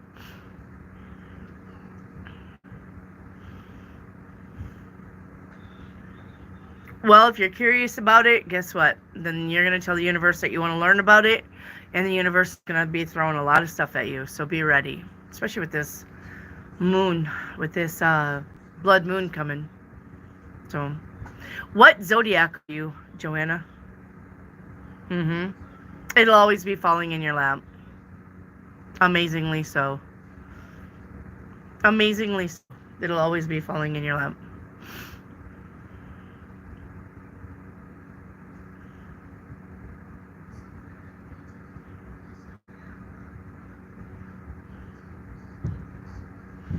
Your Pisces. Just watch your emotions running amok for Pisces and the blood moon. Because it's the moon. You're going to be very emotional for the next 3 weeks to 2 months. Yep. You too. You guys are going to be very emotional. Very emotional. You're going to be like, why am I crying? But just purge it out. You cry it out. Purge it out because you need to. There must be something in there that if you find yourself just bawling, just go to the bathroom and bawl it out. All right? Don't try to hide it. Don't try to stuff it down. Just let yourself purge. All right? You need to purge those emotions out for real. How do you know if you're gifted? You will not see things normally. You will be the weirdo. You will be an out of the box thinker. You will know things that you're not quite sure whether you should know it or not. That's how you know. Yep. Yeah. Hello, Dom. So that's how you know when you're gifted. You just don't fit into the norm. You don't want to listen to nonsense. You don't want fake friends. You would rather be by yourself a lot because energy of other people that are fake or toxic is just way too much for you. You won't put up with toxicity at all. Then what's the next step? Learning. So, if you're gifted, then you need to figure out what's going on within you. You need to figure out where you're gifted at, and then you need to start learning. So, and there's lots of ways to be gifted. So, if you have like prophetic dreams, you know, or you can read people's minds, or you can sense people's energies, or you're seeing ghosts, or you're hearing disembodied voices. I mean, there's a bunch of ways to be gifted. You just have to learn about it.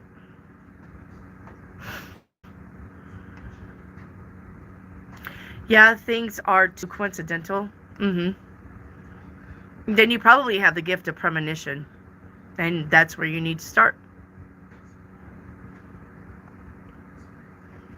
So, And you're not going to want to do normal things when you're gifted and you know you're gifted. Anything that seems the norm, you're not going to be interested in. Like, I did write a book, and I'm not writing a book about life experiences. I actually wrote a fictional book. It was kind of like if Tomb Raider and Constantine had a baby, my character is like that. And I actually did write a book, and I had book 2 and book 3 even in the process. But I've lost book 2 and book 3. I mean, I can remember what they were about, and I would really have to rewrite it. My first book though was like 365 pages, so I did write a book, and I actually love writing. I love writing fictional books, so it's a good way to express how you feel, or it's a good way to get thoughts on paper, or like use your imagination. So, on spirituality, will you write anything? I don't think I'll write anything. I think I'll just teach it. Joanne. Dom, I need to watch what I say. It happens and comes true. I've been warned by my friends recently as well, but I thought it was because maybe too close to the person, but it was just a little too strange. Well, if you're saying things that come true, you either know it's coming true, like you can see it coming true and you're trying to warn people, or what you're saying is coming true, and it's coming true because your intent into the words that you say. You're making it come true. So, yeah, you're making it come true. So,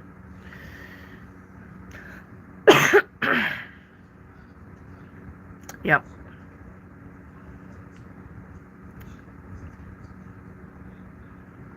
You're welcome. You're welcome. So, I mean, you just gotta be careful. If you're telling the future and it's coming true, then you're like a harbinger, how does that? I could see it. Harbinger, a harbinger. I don't even know if I'm saying that right. So that just means that well, if you have a channel, I'm all for collaborating, Joanna. You could be just telling people the truth of what's going to happen. You could be the harbinger of truth.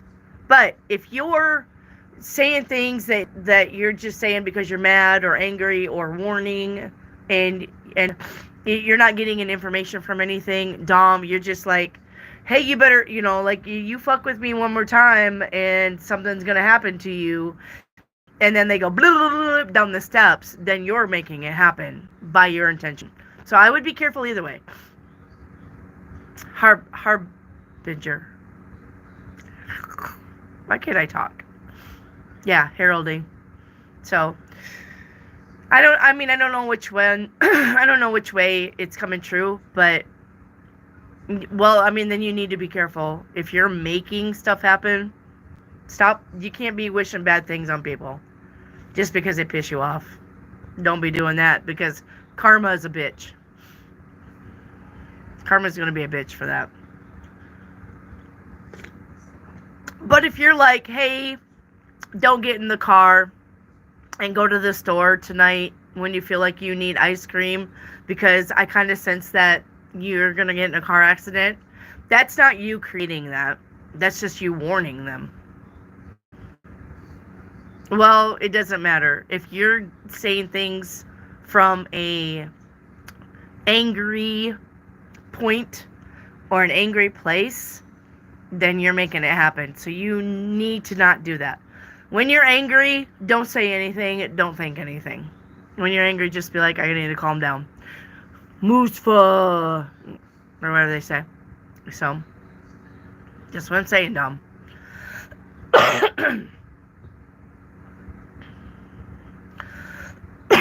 But if you're just trying to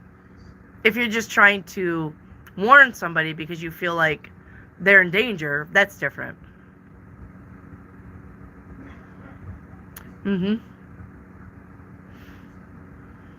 Yeah, that's different.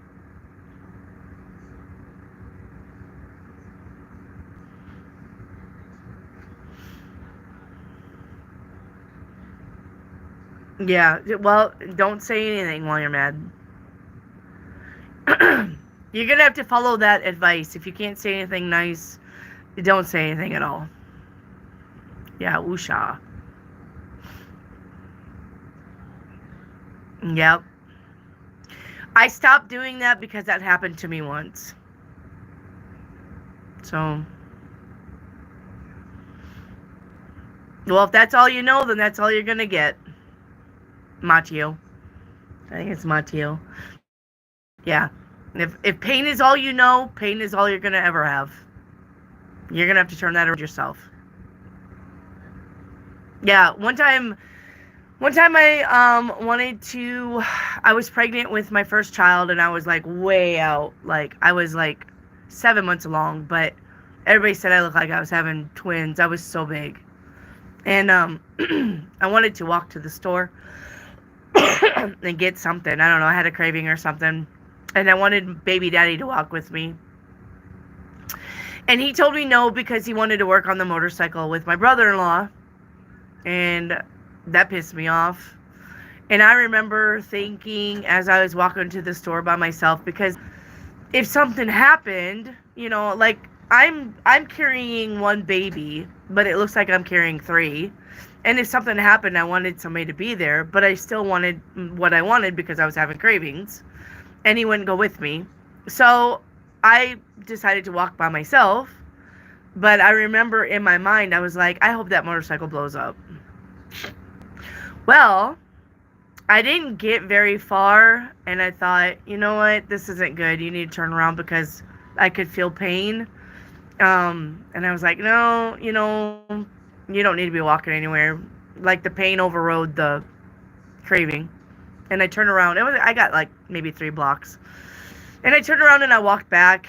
And as I was walking up, my baby daddy had his hand over the gas, where you put gas into the motorcycle.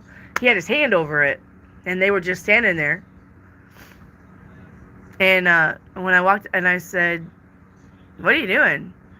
And they were like, nothing. And I was like, no, what's going on? Why are you standing there with your hand over the gas tank?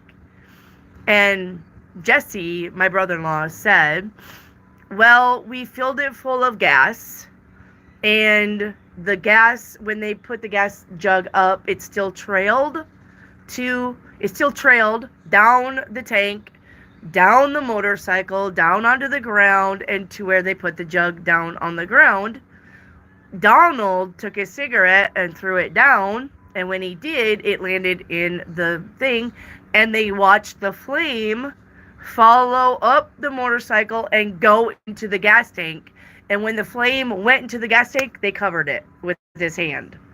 So here's the open flame into the gas tank of the motorcycle, and they knew that if they went like this, it would go boom.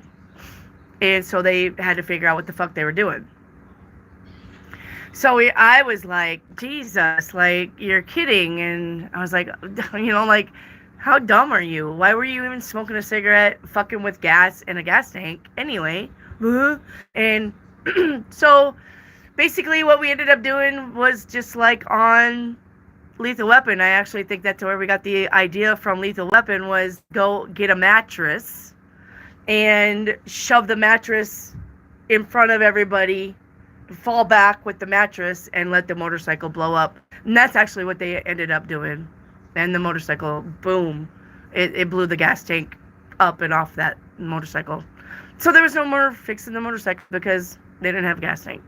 So I probably created that because I was really mad that I didn't get to go to the store and get my cravings. So, yep. As soon as I said, I hope that fucking motorcycle blows up. Well, there was that. So, So you gotta be careful what you wish for when you're mad. So, have you ever gotten answers, mystical, around what is to be known as the truth or reality? I don't really. I don't care what is reality. I know what my reality is, and I'm only worried about my reality. So anything outside of what I see, anything outside of what I can do, anything outside of where I go, I don't give a fuck. Like, I don't give a fuck about the President Trump. I don't give a fuck about Elon Musk. I don't give a fuck about the wars. I don't give a fuck. And you shouldn't either. Because if everybody stopped paying attention to that shit, that's why this shit is out of control, is because everybody is mentally giving their energy to the shit. So anything outside my reality, I don't give a fuck. And my reality is, it doesn't affect me. The price of eggs, I don't care. It doesn't affect me. I will have enough money to buy the eggs. Yeah, if gas goes up, I don't give a fuck. I'm still going to Oklahoma. I'm still going to go see my kids. I don't give a fuck. We still rent a car, and we still put the gas in the car, and we still go see the kids. And nothing outside of anything that I want to do has ever been affected, because I don't let outside reality seep into my reality. The only thing I'm worried about is what I perceive as for me, real for me, what's good for me, what I'm going to do, what I'm concentrating on. Anything out of that, it's not my reality, and I don't care. So, all right, so I don't care. Let me get back to your question. One moment. So, but any answers that I want to know, I just ask in my head. Like, just for shits and giggles. Okay. Say, I say, in my head, I want to say, so, like, my son, I'm just gonna make something up. It's not even close to being the truth, but I'll say something like, my son told me that he couldn't make the trip to come see me for Easter, so we're gonna go see them. Is that true? All I have to do is just think it, and I got the answer. That's how I read cards so well. I'm a private, I give personal readings, and I can explain things to people that I don't have any idea what I'm telling them, and they could be like, yeah, like you're seeing the thing for the thing that it is, even though I don't have nothing to do with the thing. Like, I could tell you about a spot in a machine that's going bad, even though I don't have no idea about machines and sprockets. So my reality is my reality, and I can get answers for the truth just by asking my spirit guides for the answers, and they're pretty spot on. So anything outside of that, I don't pay attention to. I don't give a shit. So,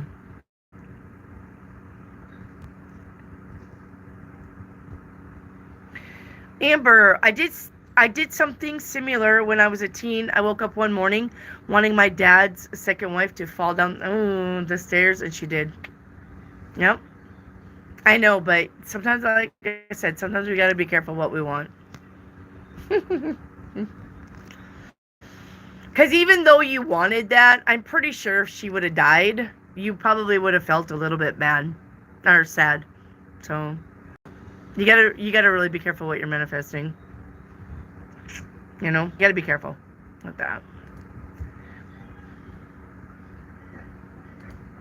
People are weird. Say my name, say my name.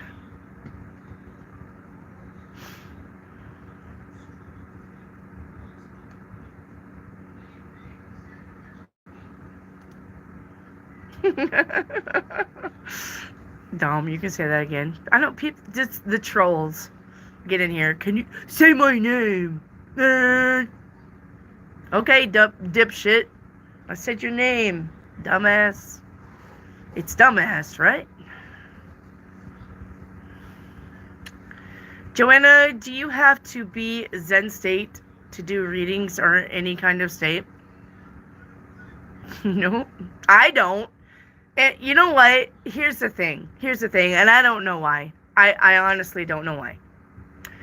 It must be true because a lot of readers say that doing readings takes a lot out of them.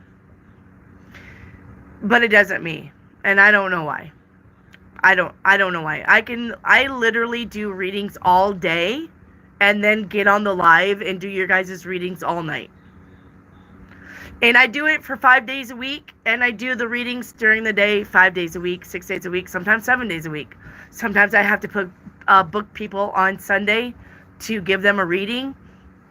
I don't know where the energy drain is coming from.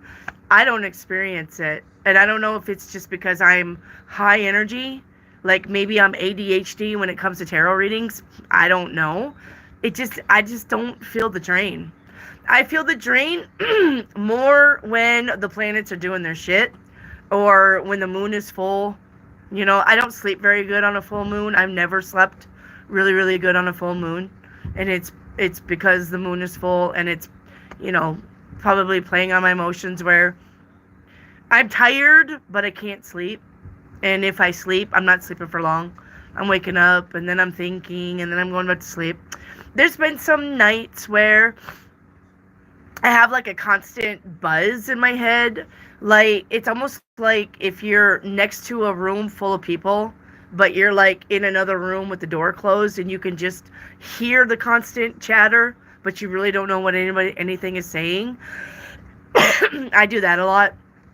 But as far as giving readings and having it sap my energy, I can't say I'm on board with that. I don't understand that. I don't know why readers say, "Oh, I'm so drained. This is so hard."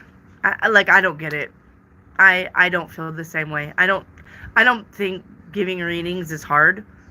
I don't know. Like, I try to figure out like if maybe they're fighting themselves about really trying to give the right information. Like, I have no idea why they say that. It's just weird. I don't feel an energy drain giving readings.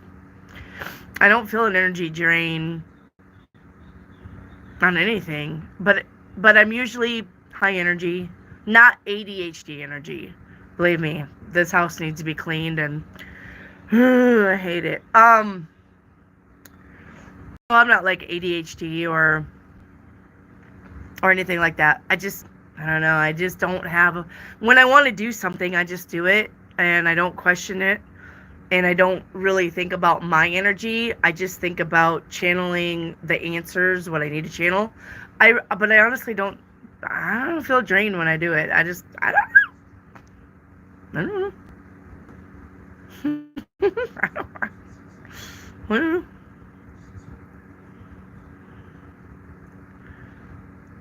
You're so real. I love it. Thank you, Dom. So I don't know. You just found out your sister's pregnant today? Is that a yay? Or is that a Anyway, congratulations, Alex. Any tips on manifestation? Look at last Friday's podcast. I got 2 ways to manifest, by mind and by spell work. Yes, if you want to podcast, all right, if you want to do podcast, or if you want to know how to manifest, I got 2 different ways. Look at last Friday's podcast. Hello, Harvex. Listen at the squeaker coming out in you. I know. That's the way that dog barks too. That dog barks and it sounds like a squeaky toy. That's how she barks. It's so weird. Ever kick anyone? Oh, you know what I say when I do kick somebody? I say abracadabra.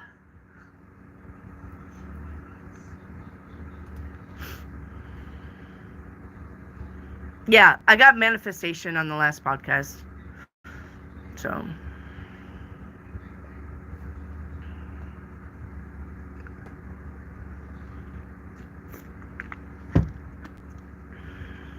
Wendy, have you ever witnessed or heard of someone being touched without physically being? Yes. Yep. Yes. Yes. Absolutely. Mm-hmm. Yes. You can get touched by ghosts. You can get raped by ghosts. If they're strong enough and you're a low vibe person, you absolutely can.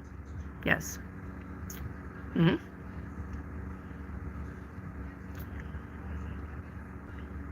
And you can do Reiki. Like if I was a Reiki master and I had a Zoom call with you, I can manipulate your Reiki just by being in your energy. You just transfer your energy into that person's room. Um, there is a friend of mine who heals animals. She used to just, she lives in, not in Arkansas. I'm in Arkansas, but where does she live?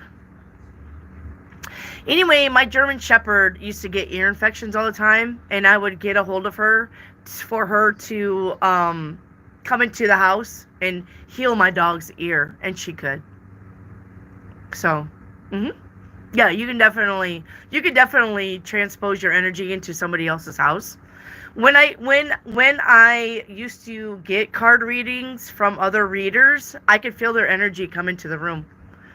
Because all you have to do is just be quiet, and you will hear an energy shift somewhere. You will hear something. I don't know. It's like the weirdest thing. It's like, um, say you're in a. It's okay. So say you're in a quiet room, right, and you don't hear no noise, right? But all of a sudden your ears pick up like movement, like up in that corner or something. You can pick up when somebody's actually dropping in on you and remote viewing you or trying to read you or thinking of you. You can sense that energy if you're very sensible to it. I never used to be, but I'll tell you what happened and why I started. Okay. The book that I wrote, right, was about demons. I had to do research on demons because I was using the demon as how would I say that? As a character, but I wasn't saying the demon's name, because if you say the demon's name, you give it power. So we don't want to do that. So say I was using, oh God, just Lucifer. Okay, just say Lucifer. I wasn't ever using Lucifer. Say I was using Lucifer, but I named him Bob. Okay.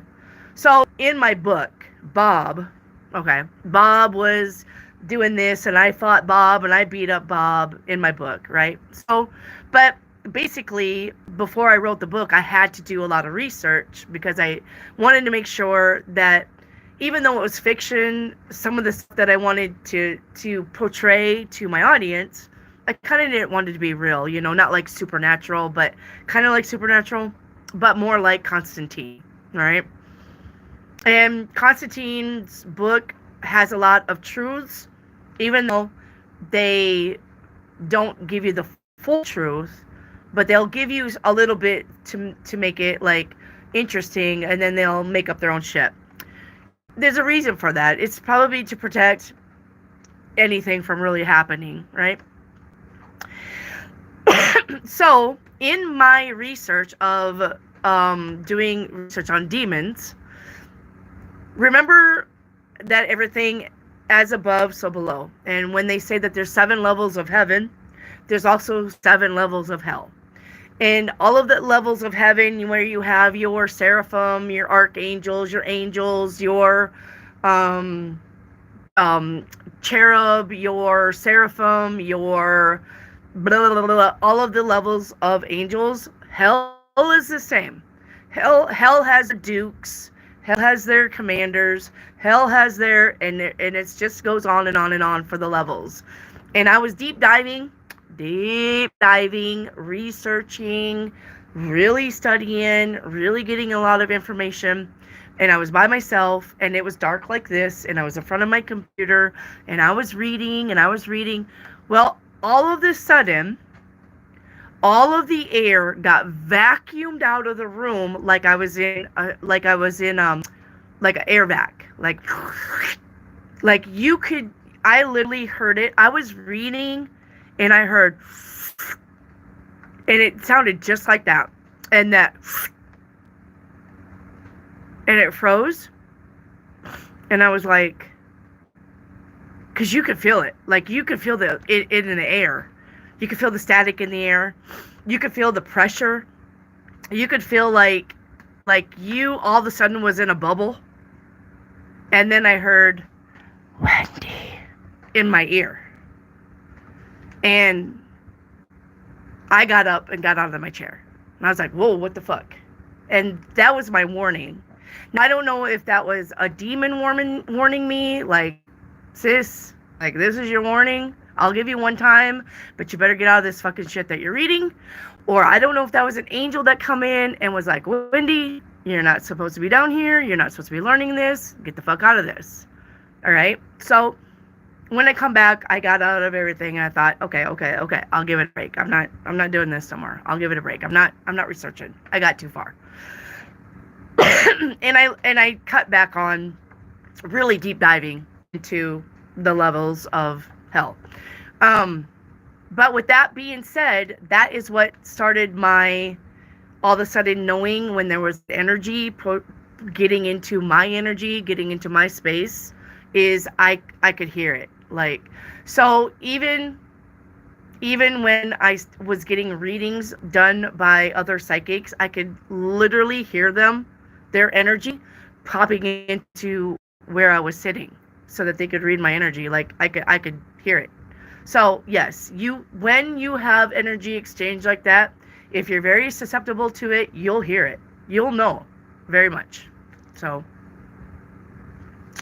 yep, you'll know.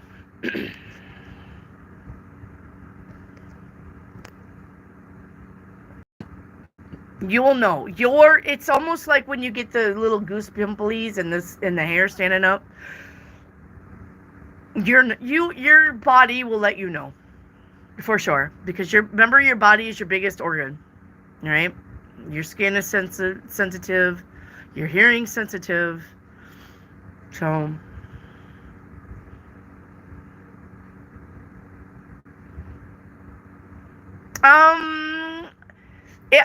I would say if there really was levels of heaven and hell of what I was reading, then I would say that, like, the saints go to the highest levels, and the murderers go to the lowest levels. But now I've only healed one person. And unfortunately, I took their illness as my own, so I have to be careful about healing because I don't know how to do it properly. I don't know how to do it properly. And I'll tell you what happened. Always a story. My daughter came to me, my middle daughter, Chelsea, when they were all home before they got married and had children. She came up to me and she had a really bad UTI, and she just didn't feel good. And so I gave her some antibiotics. But she had a fever, and I was worried about her, You know how UTIs are just fucking horrible. The only thing worse than UTI is probably a toothache or an earache. And those two are really bad. I hate both of those. I wouldn't wish those on anybody. I don't care. Not even my enemy. Earaches and toothaches, no. That's a lot of pain. But anyway, I really felt bad for her, and I gave her some antibiotics, and, she took some Motrin, and she went to bed. The night that I went to bed, I dreamt that I actually got up and I went over her and I healed her, of her UTI. And then I went back to my bed and I fell asleep. Well, the next morning, she was up before me, and then I got up. I had the UTI. And I was like, damn, and I went to her and I said, how you feeling? And she's like, I'm better. She's like, I'm good. I don't have no symptoms. I feel better. And I was like, fuck. So I don't heal because I don't know how to do it properly, where I don't get it, where I'm not contractingly taking the illness as my own. So after I did that, I'm just like, I'm not a healer. I don't want to. How did I heal myself? By taking antibiotics. I just had to do it the all natural way. I didn't heal myself. I'm sure I could have, but I didn't want to heal myself and then give it on to somebody else. So I just took it as my illness. And I took antibiotics, and I took the pain medicine, and I laid low and drank lots of water and cranberry juice and stuff like that. I just healed it the natural way. I didn't try to voodoo it out because I didn't want it to go to like my daughter, back to my daughter, back to my other daughter, or anything. So I just took it. I just took it and dealt with it. So, but I know how she felt. Like, she felt like shit because I was sick for probably three days after that. So, I'm a healer. I am a healer mentally. That's how I heal. When people really need help mentally because they feel stuck, that's how I heal. I heal by telling you your options. I heal you by telling you you're not a failure. I heal you by helping you out. I heal you by coming up with external plans for you feeling stuck. I'm a very out of the box thinker, and that's how I heal. I heal you mentally, and I can probably heal you emotionally because being mentally stressed and emotionally stressed kind of go hand in hand. But as far as physically healing, I won't do it. But yes, I consider myself a mental healer. And I'm a mental healer because, and you can ask Yay now that she's here. Yay gets a lot of readings from me. Somebody asked me if I was a healer, and I said I'm a mental healer. I'm not a physical healer. I'm a mental healer because I can come up with solutions. Or I can tell you, how far or what come. Yes. So, yes, a mental health healer. Yes, I would say that I'm probably a life coach. I could probably be a life coach. I tried to offer life coach sessions to people, but they would rather like do therapy for tarot. But yep. So, I am a healer mentally, and not physically. Like I said, I would do it if I knew how to take it from you and not give it to me. But for some reason, I get it. You pulled a groin being a life coach. Are we talking about at the swimming pool, Dan? You talking about swimming life coach? Dived into the shallow pool. Dived into the shallow pool. I didn't mean to say that, but I mean that would hurt. Maybe you did dive into the shallow pool. I don't know. Oh God.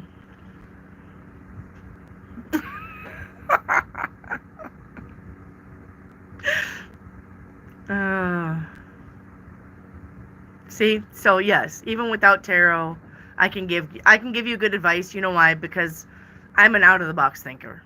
That's why. I've always been an inventor. Like, if I'm one of those people that if I see something on infomercial and I want it but I can't afford it, I can go make it myself. That's me. That's me 100%. I'm always thinking of a cheaper, better way, but not like cheap, like China cheap where it breaks. But I'm always, my mind does not quit on that part. So,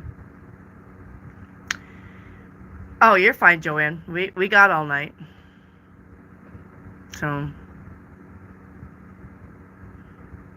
please give me a chance advice. Done and doneer. You don't make no sense. How about please put a proper question in there? Please give me a chance advice? What the fuck does that mean? Please learn how to talk.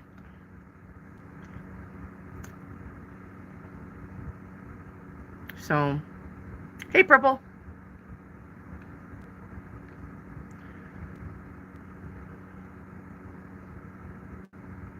Marina, I wanted to read Marina. I have tried that when I was driving with my friend in her car. A voice came close to us and said my name. She asked me, what was that? And I said, and I started to panic. For me, it was It was the things I have opened up for. Yeah, you got to be careful about that, Marina.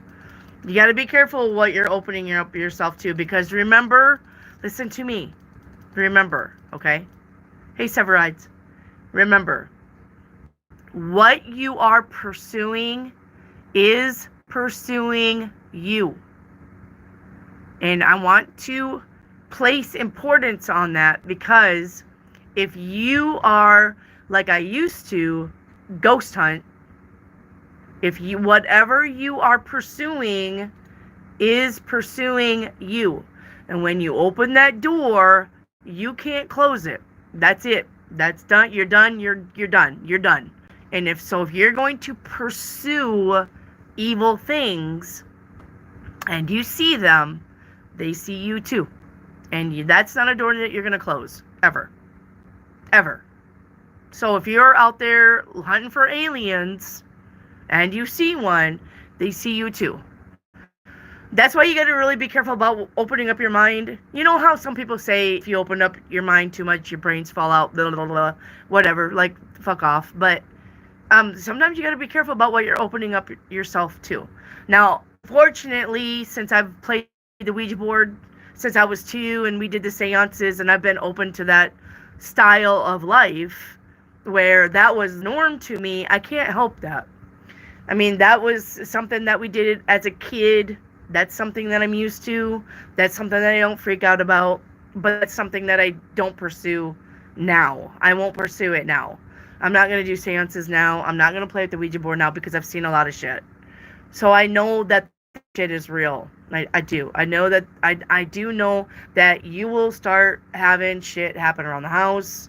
You'll start seeing things. Your glasses will fall off and break. Stuff like that. Like, I know for a fact that stuff is real if you start going down that path.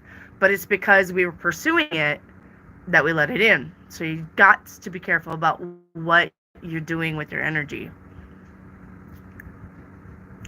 Not keen on seances because I feel already connected energy with the living humans. Don't want the dead ones around as well.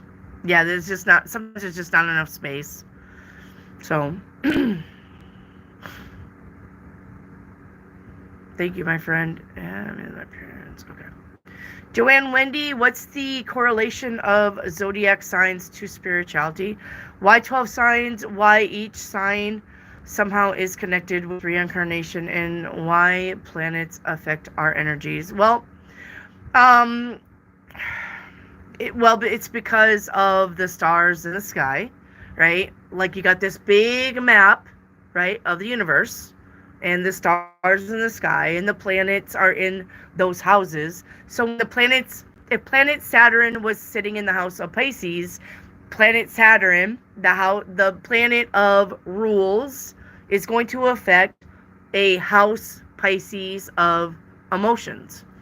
So, I mean, that's why it's correlation. It's just because the houses and the planets, we all rotate, we're changing, it's forever changing. Remember what I said, we're not just spinning, we're also spiraling, and we're also moving, right? We keep moving, so we keep going into the different houses and the different zodiacs, and the different planets are aspecting our houses.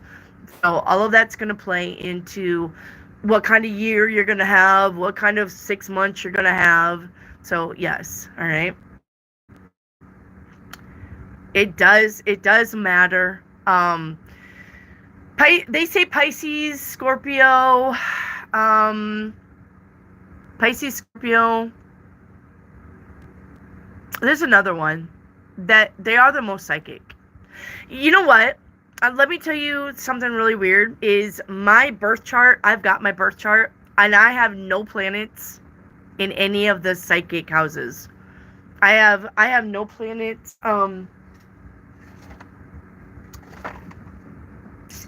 Hang on, I'll show it to you. One moment.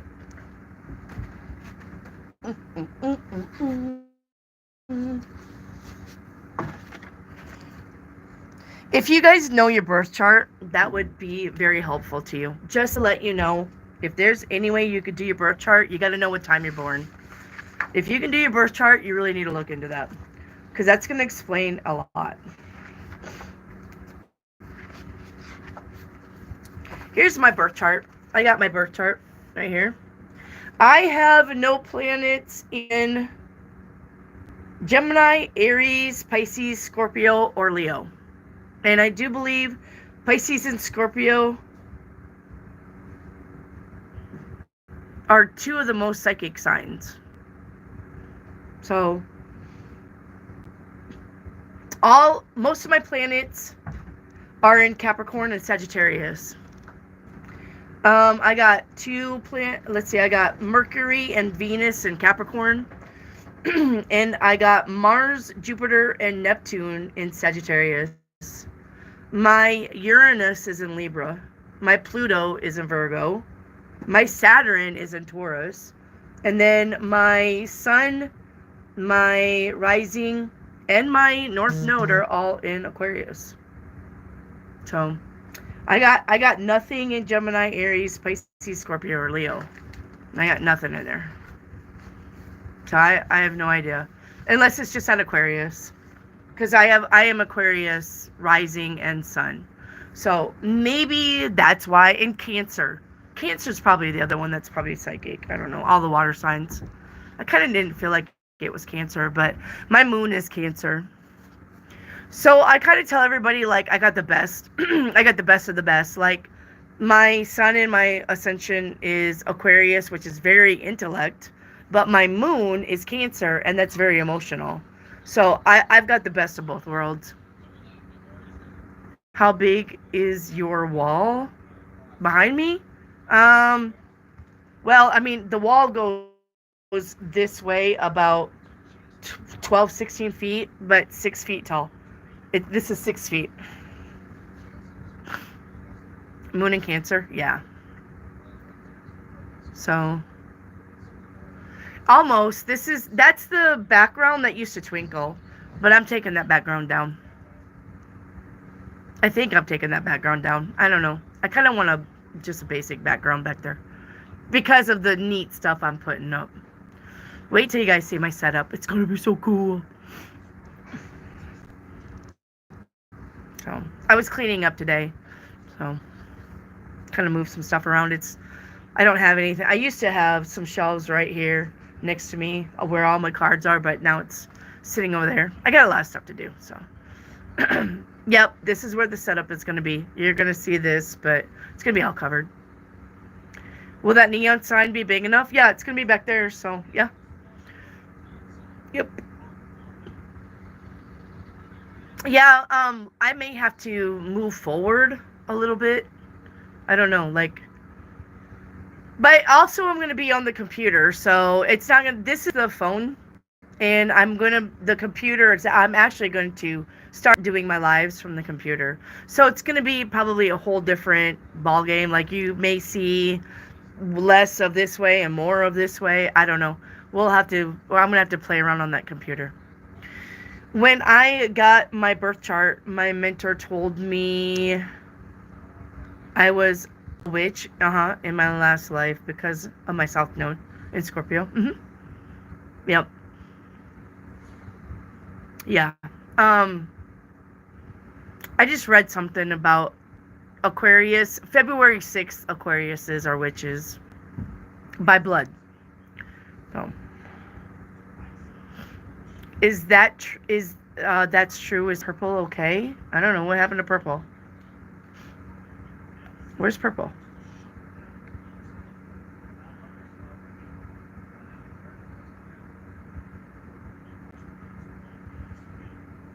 Irene, what happened to purple? Why are we asking if purple's okay? Oh, Marina Tarot says I needed to be stronger at the time I got scratched on my back. After I helped my friend getting out of the dark of him. There was a fight with the light. I have seen and felt so many things. I know I'm open. Yeah, you gotta be careful when you're pulling bad mojo out of people, though, Marina. If you don't really know who you are, then you could get an attachment, or you can bring that shit home. Joanne says I hit the pillow. This was a very interesting podcast. Thank you, Wendy. I'll come back with more questions. Yep, that's fine. Thank you, Joanna. Oh, he just had some hard days. You'll get through it, Purple. It's just this blood moon, Mercury retrograde, and all kinds of shit. Yeah.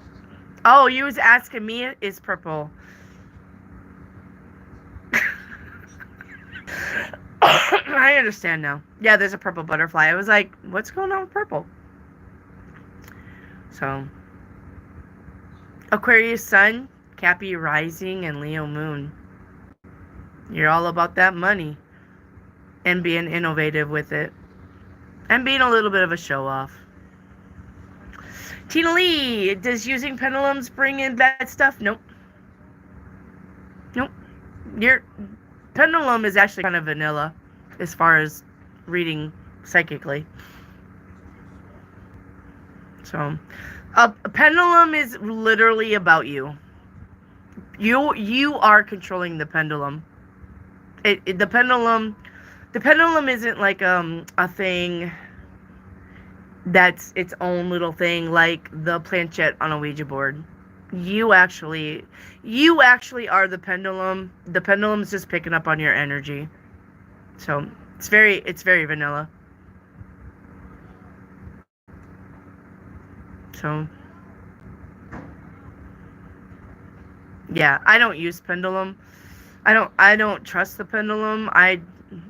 Because the heartbeat in your fingertips, you have pulses in your fingertips, and that's why when you're hanging onto the pendulum, why it swings back and forth even though you're not moving. It's because your pulses. So I mean, if you can do pendulum, my hat's off to you. I never could do pendulum. So I wouldn't be worried about using pendulum, no.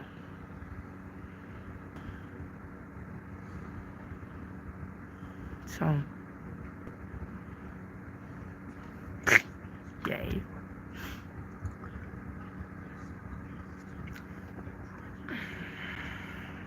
My husband got me that.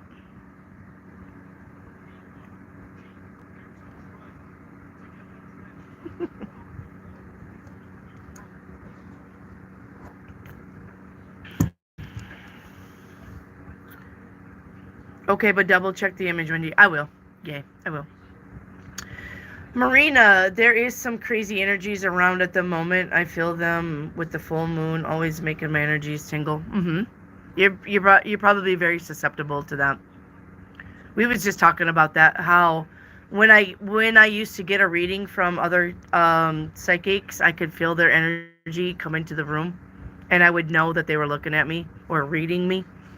I would know when they were actually in my energy, because the energy, I could hear I could hear like the air shift and the energy shift in the room. So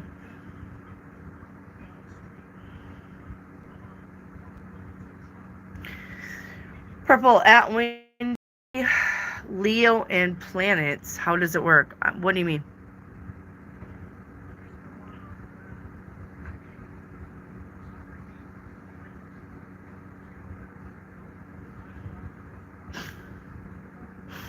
What do you mean by Leo and the planets purple? It depends on your birth chart, honestly.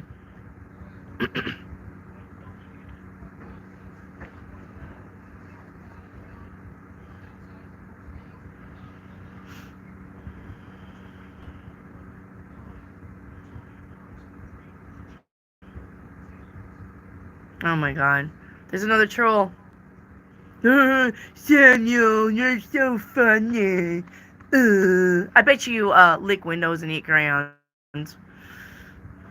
Dumbass. I mean, is there a relationship between horoscope and the alignments of the planets? Yes. Yep. There sure is.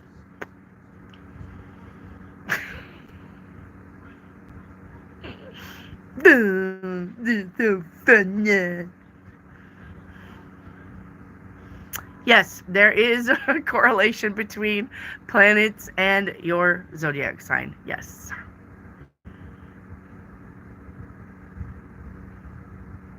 Thank you. Irene says she likes the cup. Love.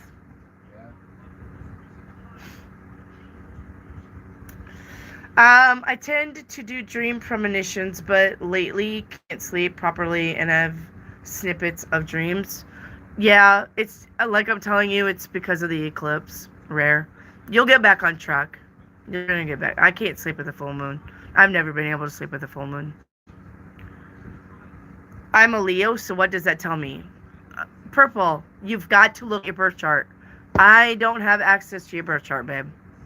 You're gonna have to look at your birth chart. Your birth chart will tell you what the planets in your houses mean. So,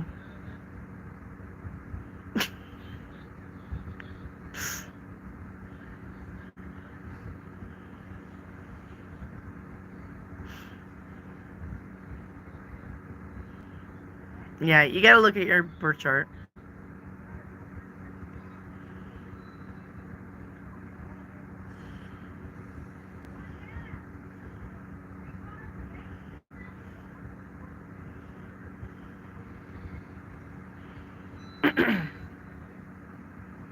Mary, you'd have a hard time being around all the time, wouldn't you?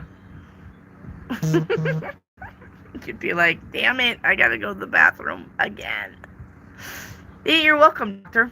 Thanks for the wisdom. Is there any other questions? Is there anything anybody else wants to talk about? Like, I don't know. It's so late now, and I just kind of...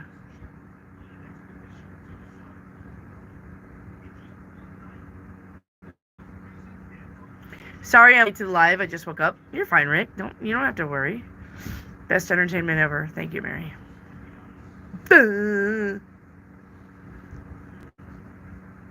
I can hear somebody go with their drink.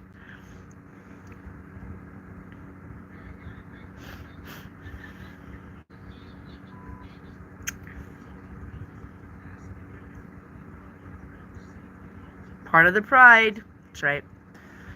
That's usually what I get in here is a lot of Leos and Aquariuses. So, a lot of Leos and a lot of Aquariuses.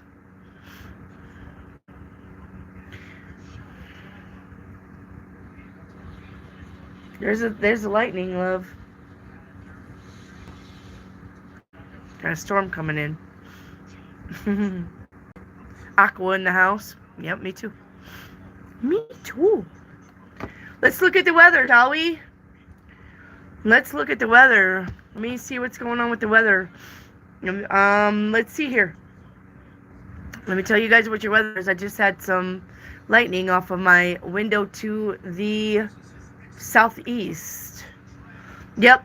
All right. So if you are in St. Louis, Missouri, up to Iowa City, hitting Chicago, St. Paul, Minnesota, Green Bay, it's going that way. All right. It's going that way. So you guys get ready. There's supposed to be 60 to 90 mile per hour wind. Wind only, not a tornado.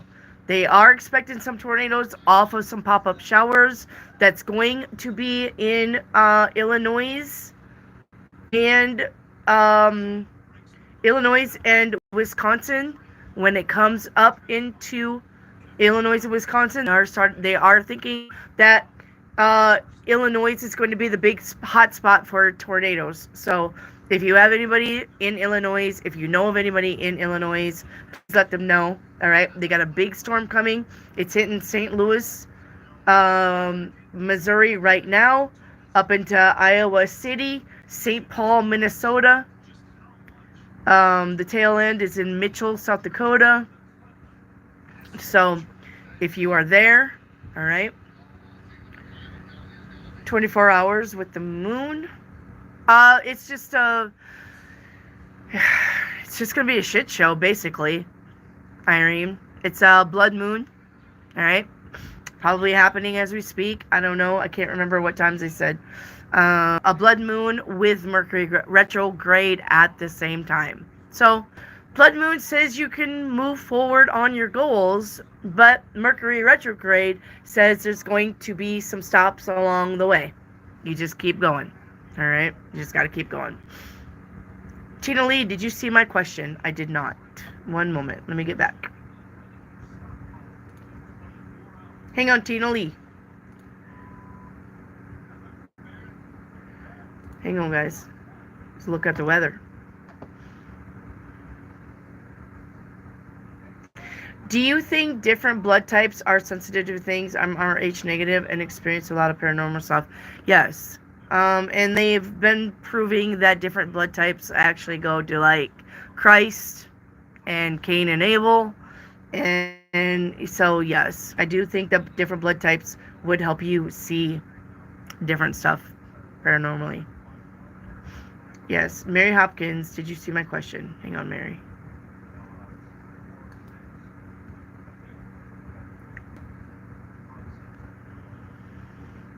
Was Hurricane Helene manipulated to North Carolina? I honestly think that they do a lot of manipulating the weather. Honestly, I do. And I do believe that they start the forest fires. I think that they would laser in somewhere in some dry woods, start a forest fire. It's just like when they burnt down Haiti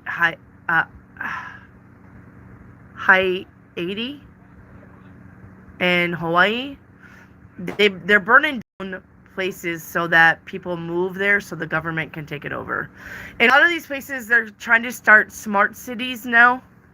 So these places that are on fire, like the Hollywood fire in California, and then there was another fire on the East Coast.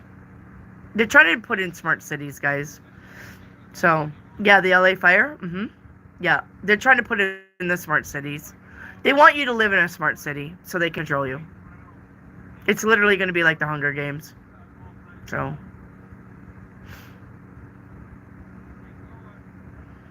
yeah, it's all about the smart cities. Which, if they didn't have an agenda to control the masses, a smart city is not a bad idea. I mean, because think about it. How many people could really, especially like the vets, our retired vets, people that need help, people that don't have jobs or don't have cars. How many people would really benefit from being able to walk to work, walk to the grocery store, or even have like a shopping mall in their own apartment? Like, there would be a lot of benefits to a smart city if it wasn't just to control people. I would love a smart city. I think a smart city is a good idea for people who need a smart city, for people who need that easy access.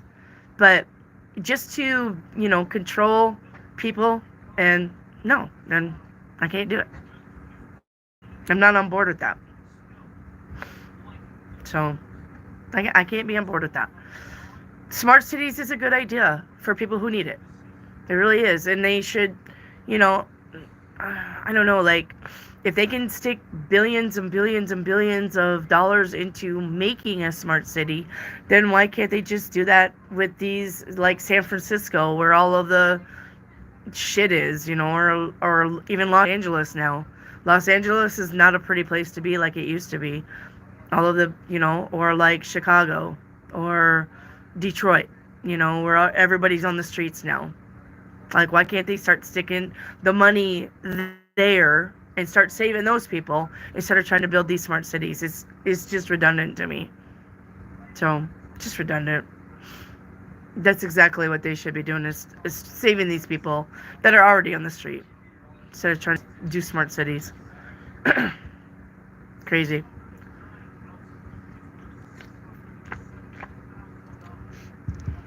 It's crazy.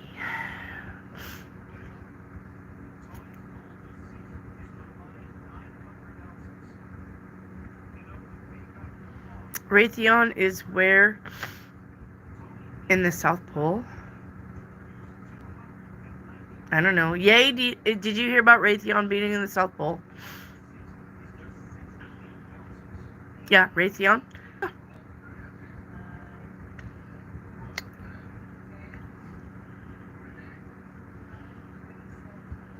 So,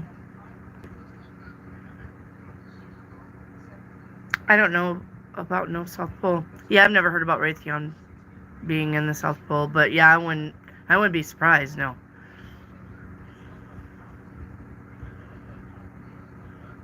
Do you see energies as well when you feel them? Um, honestly, it's one or the other.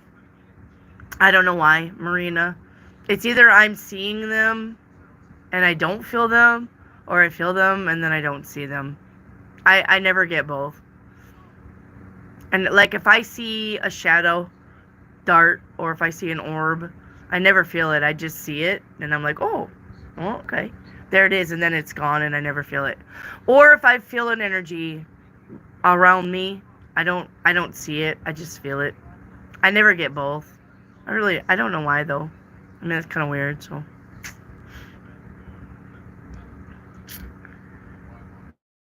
I was reading somewhere that Area 51 is stored with humans and cloning. Yes, they are definitely cloning.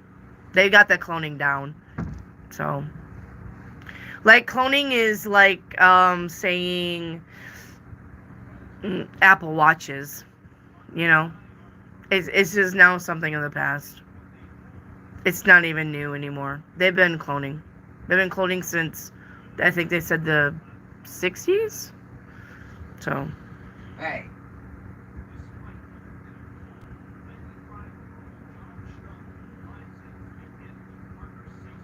They hate critical thinkers. They do. If aliens are there, the aliens are being put in a human body. But I wouldn't say that they would have to be put in a human body, to be known. They may be like wearing a skin suit, like a, kind of like Tom Cruise in Mission Impossible. You know how they peel off the mask? I would say it's more like that than being in a human body. What are you doing? Oh, yeah. Squeakers is attacking my husband.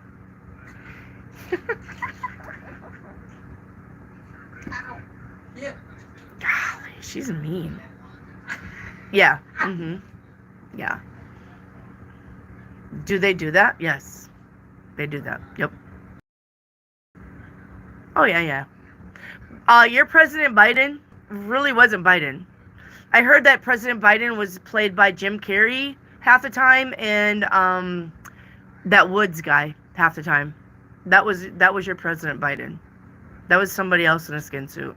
I could put you down. Woods. What's his name? No. Woods. The guy. Yeah. What's it?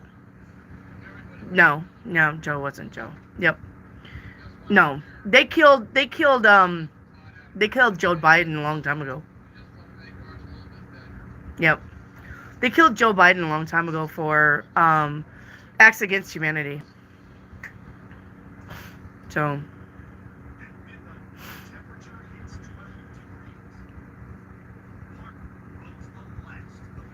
Go. No, you leave. Yes, acts against humanity. Adrenochrome, selling parts on the black market, slaughtering kids, raping kids, trafficking kids. Those are acts against humanity.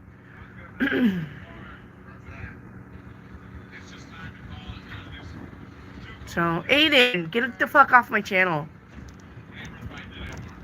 Is Obama real? I don't know, because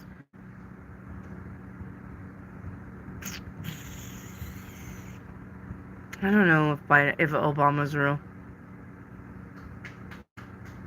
Honestly.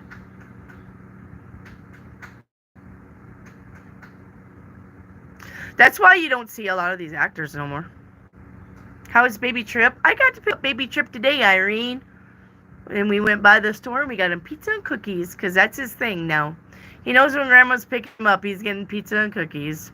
So, Papa went with me and Papa took him to the store and got him pizza and cookies. Yes, there's definitely underground tunnels. Yep. Yep. Yes, and the underground tunnels was for trafficking children. Yes. Yep.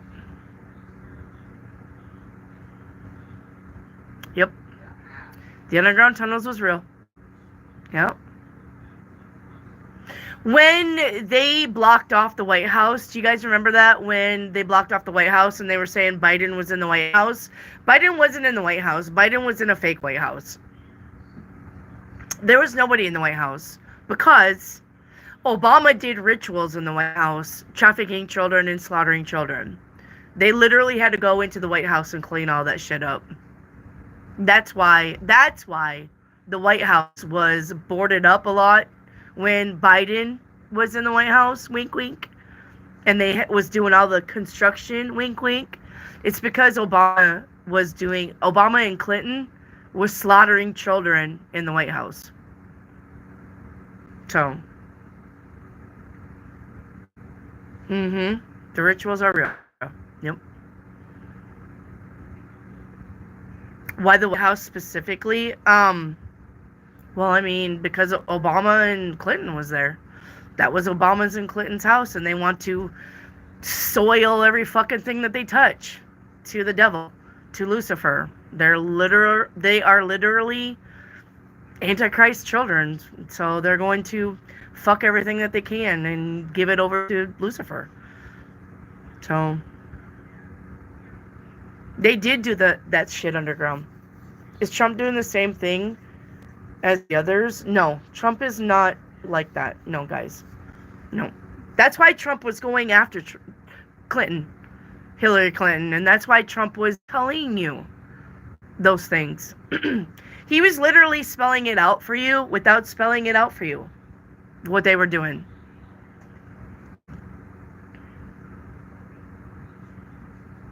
Is the White House a pyramid? No, the White House isn't a pyramid. But we have all kinds of pyramids around the United States, guys. It's not just about Egypt having a pyramid. There are pyramids here in the States. We are very, very powerful here in the States. There's pyramids here. We have our own, I don't know, channeling pyramid, ciphering, universal communication, blah, blah, blah, blah. Yeah. So.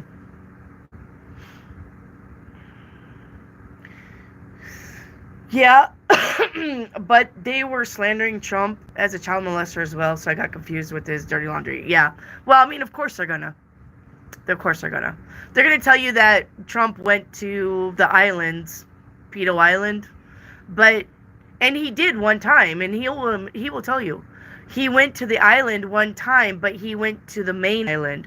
All of the rituals was actually on St. Charles Island or something like that. Epstein had 3 islands, right? They all went to the main island, but the other 2 islands, the last island is called like Little St. Charles or something like that. That was actually the island where the pedo shit was happening. And Trump went to the first island, but he come home from that island. That's just an island where the minds did meet.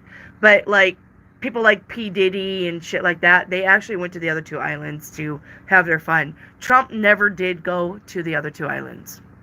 Like St. Charles, yes. Yes. So, but he's not a child molester. No. He was trying to stop it. And he did stop it. So, that's why they were going to those underground tunnels. That's where they were trafficking children. Walt Disney was known for having underground tunnels to traffic children. Walt Disney was number 1 child trafficking. Walt Disney in Florida, I do believe. Cali too, I'm sure, but the Florida one was bad. Yep.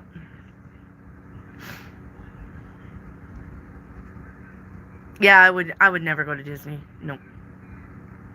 Why do people say Trump is a racist? To slander him. That's all, Tina Lee. They're going to say anything against somebody that they don't want in the White House that's going to stick up for the American people. No, I won't say that. The other party, one of the parties, wink, wink, nod, nod, one of the parties wants the illegals in here because the illegals, when they get paid, will let them do whatever the fuck they want. Smart cities, run them, control them. They don't care. As long as the government's going to pay for their food, their rent, their food, their whatever, so they can just sit at home on their ass and have the good American life, then that's the ones that they're going to let in to vote for the other party. I'll just say the other party. All right, but the people like me and you that know the truth, it's not that we're against the illegals. It's just everybody should come in the right way, right? There's a door into the United States. Everybody should come through the door and not come across illegally, right? If we went to another country, we would have to do the same. Why? Why do we not expect the same for us, right? If I wanted to move to China and become a China citizen, then I would literally have to live there for years and adapt to their laws and prove my loyalty and blah, blah, blah, blah, blah, right? I don't just get to hop on a plane, go over there and go, oh, here I am, right? Everybody's got rules. So, why can't we? Why can't we just have our own rules? Why can't American people just be proud to be American people and take care of the American people? Why do we always have to front everybody else's bullshit? Just because we can? That's ridiculous. But that's what other people want. So, I don't know. It's crazy.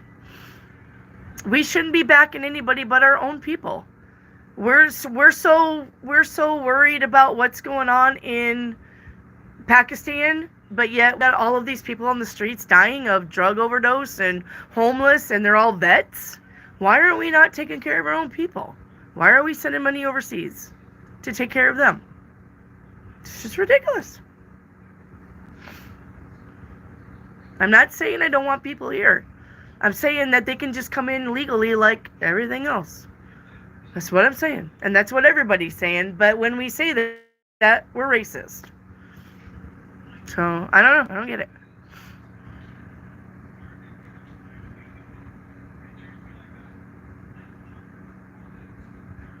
I was thinking there's no reason why the vets are treated poorly. There isn't. There is no reason why they're getting treated poorly. They should be taken care of. They literally fought for our country. They should be the number one people that we're taking care of. So, I don't understand it. So, Midnight Blue, I'm not doing tarot readings. This is a podcast.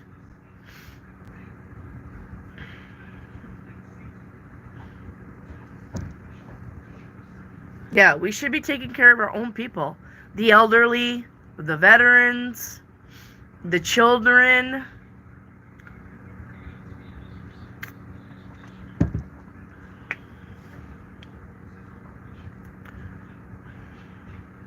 Meat. Get your fucking ass off my channel. Dummy.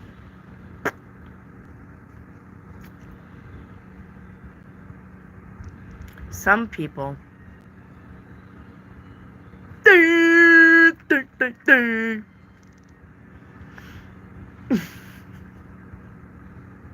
Mary Hopkins is choking. Yep, there's the laughy signs. Ugh.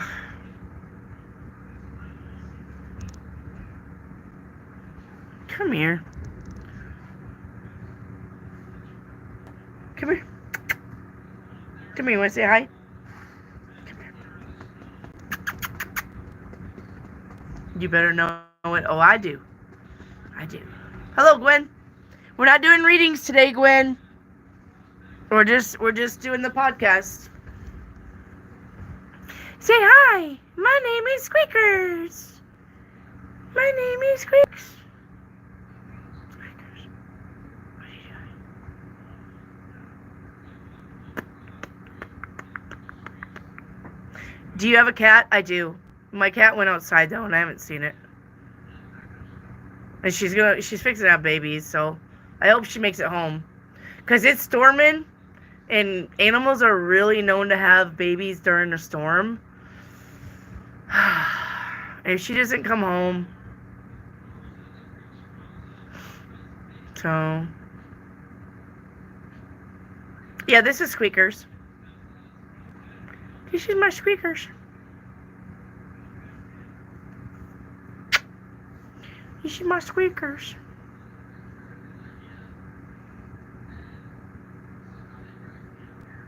Yep. Yeah, I'm hoping she'll come home. I don't know where she's at. She went under the house. She snuck out when I was feeding the dogs and went under the house. So. Yep. How old is he? How old are you? Maybe 6 months? He's tiny. All of his brothers and sisters are like 3 times his size. Her size, sorry. 3 times her size. It is a girl. I don't know why I want to. So, yeah. Sarah's prego. Anyway, she's supposed to be way bigger than she is. But I guess she was the runt. And she's just not growing. She's grown from quite a bit. From her little being tiny, but she's not as big as her siblings. Her siblings are like 3 times on her. So we keep her in the house because they like to beat up on her. Huh. Can you say hi? Say hi, Squeaks.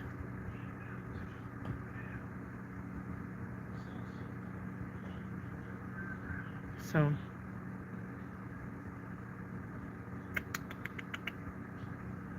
You want down? Or you just want me to hold you? Do you want down or you want me to hold you? They're sisters and they always play fight. I let this one out to, like interact with the other dogs. But for some reason, and she does fine with the other runt that's just one up from her, which still out is a little bit bigger than her, but they like to play together really good. But then all of the other dogs will surround her and like bite at her, where she's like trying to get away from them, and they got her cornered, and then I gotta go out there and rescue her. So, is her tail wagging? No, she's all tucked in because she doesn't know what the hell's going on. So.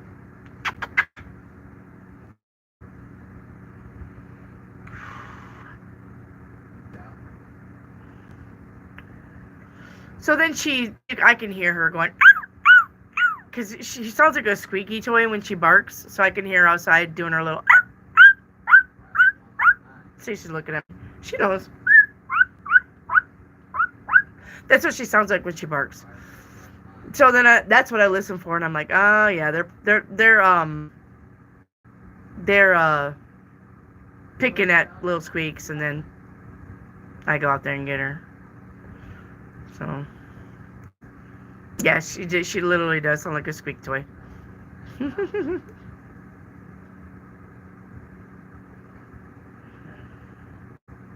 you want down? Alright. Say goodnight to everybody. You're gonna get down. Say bye. Bye. Alright.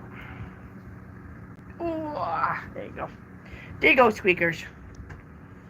There you go, Squeakers. So is there any other questions anybody has about anything? Is her tail wagging? No, she's just sitting there looking at me like, why'd you put me down? I think she's cold because she's so short-haired. She's just sitting there looking at me like, bitch. No, don't bite on cords. You bite on cords, I'm gonna spank your butt. Don't bite on cords. Go get daddy. Yep, go ahead. Go ahead. Yeah, you guys can ask me anything you want.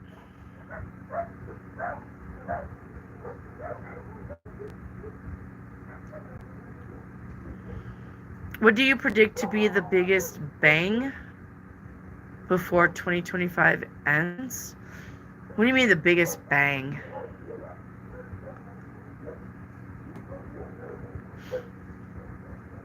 Yay. What do you mean my biggest bang? Like, what do I think it's going to be a big event before 2026? Oh, shut up, Georgia.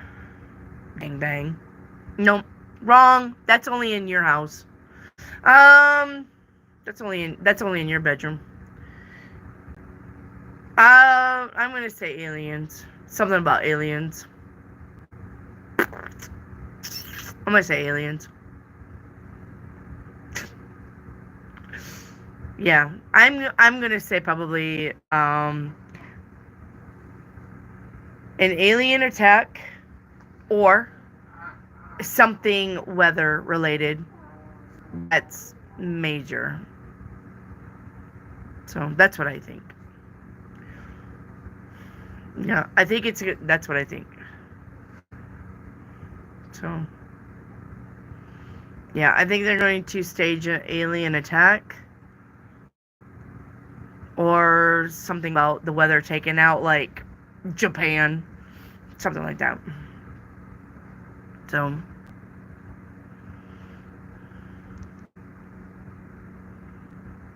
Hello, Mr. Daniel. Marina, last time you told about the elements in Latin, how to manifest, yeah. With use of them having, you always work with nature. Do you see yourself as a witch or more spiritual?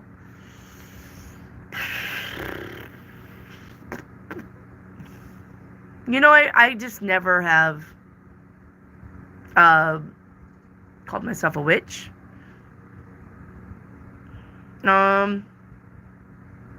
So I would say spiritual, but what I am, crap, I can't remember the name of what I really am.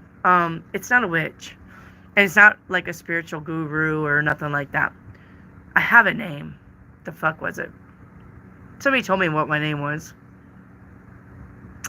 And I mentioned this before.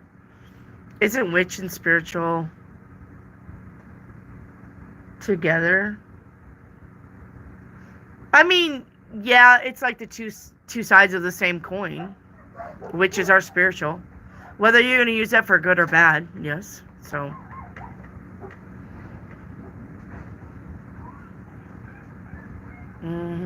There's that storm moving in. Here comes the storms in Iowa. Yeah, be careful, Rick. I think you're under the gun for tornadoes, too. The wind just picked up here in Arkansas, too. As you said that. What? Somebody told me what I was. It's not a witch, and it's not like a guru or a teacher. And now I can't remember. So.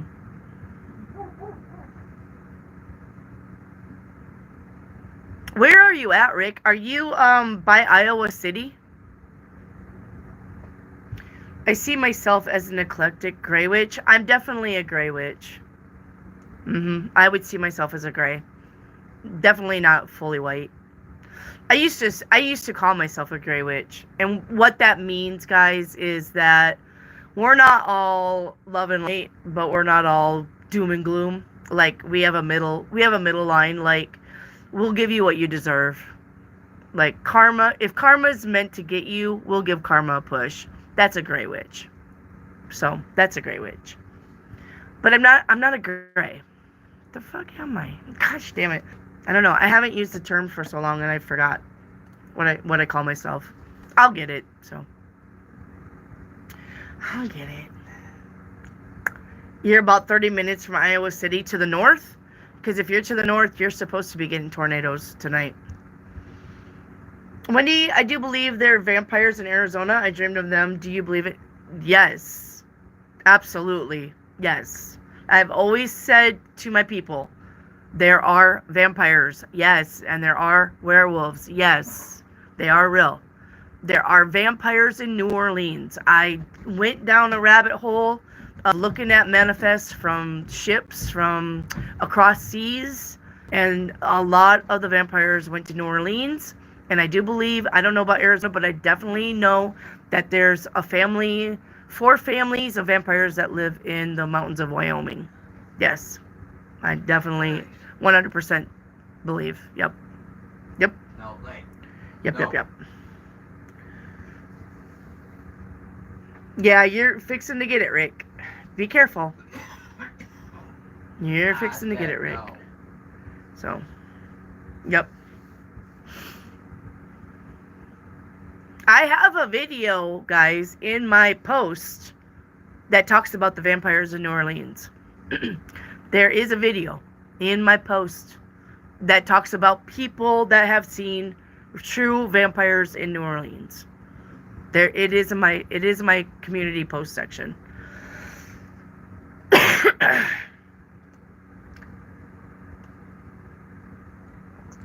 Yep.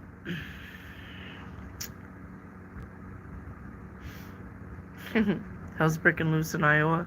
That's actually a Kiss song. Pretty sure I live with a vampire. Yeah. Energy vampire.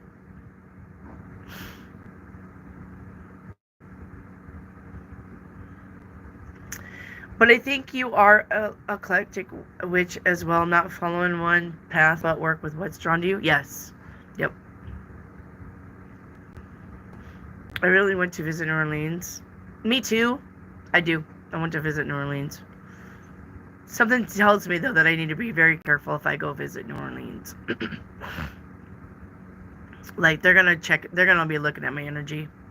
Whatever's there.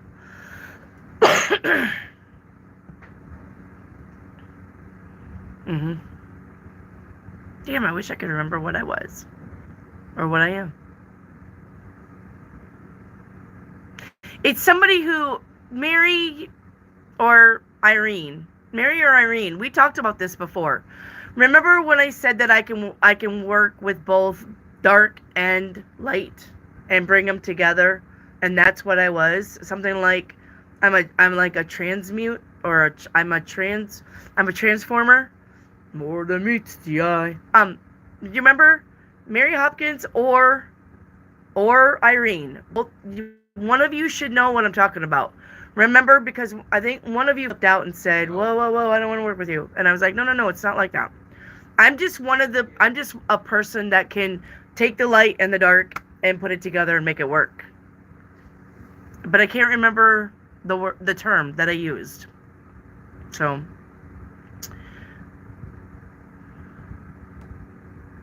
do you remember me saying that? If Irene was here, she would remember, because she's like, I think it was Irene that freaked out and was like, I don't want anything to do with you. And I was like, no, it's not like that. What I'm saying, I'm not saying I work with the dark. I'm saying I can. I'm saying I'm not afraid to. I'm not afraid to take the dark, and I'm not afraid to take the light and mash it together and make it work. But that is actually what you're supposed to be doing. You're supposed to be in your feminine, and you're supposed to be in your masculine, and you are supposed to mesh them together if you want true manifesting or enlightenment, or yes, I know how to work with both sides. There's a name for it. Chimera? No, that's a demon, Debbie. That's a demon. That's Chinese. But Irene would know if Irene was here. I don't know where she went. She could tell me what I said, because, like I said, she freaked out. And I know Mary Hopkins heard me say it, but I can't remember what it was that I said. It's like transmuting the energies, though. Like transmutation or something. It's like working with the light and the dark inside of you and making a balance for you. Yes. I know what you're talking about for sure. Yeah, I just wish I could remember the name. Somebody actually read me and said that's exactly what I do. Like, that's what you do.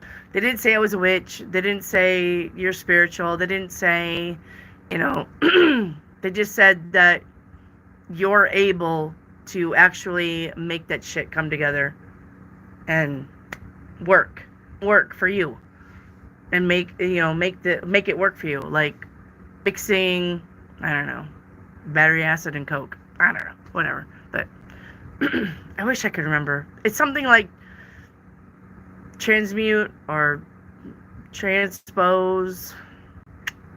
I wish I could remember. I'll remember, and then I'll be like, guys, guess what? I'll remember like 3 o'clock in the morning. It'll be bing. I remember what I said when I'm trying to sleep. It's usually when it comes to you, right? It's usually when it comes to you. Wish I could remember. Hello, you should remember. You were there. You were there. And you were there. Two worlds colliding. Right? Probably, Mary. If Irene was here, she would be like, I bet she would chime in. Because Irene, like I said, Irene freaked out when I said that I could work with the dark. She was like, no, but I really love you. I was like, no, it's not like that. I'm not saying. Are you leaving? All right, Mary Hopkins. Sweet dreams.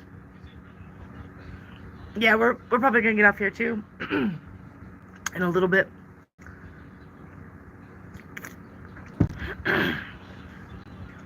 Yeah, because it's, what is it? 8:15. Yeah.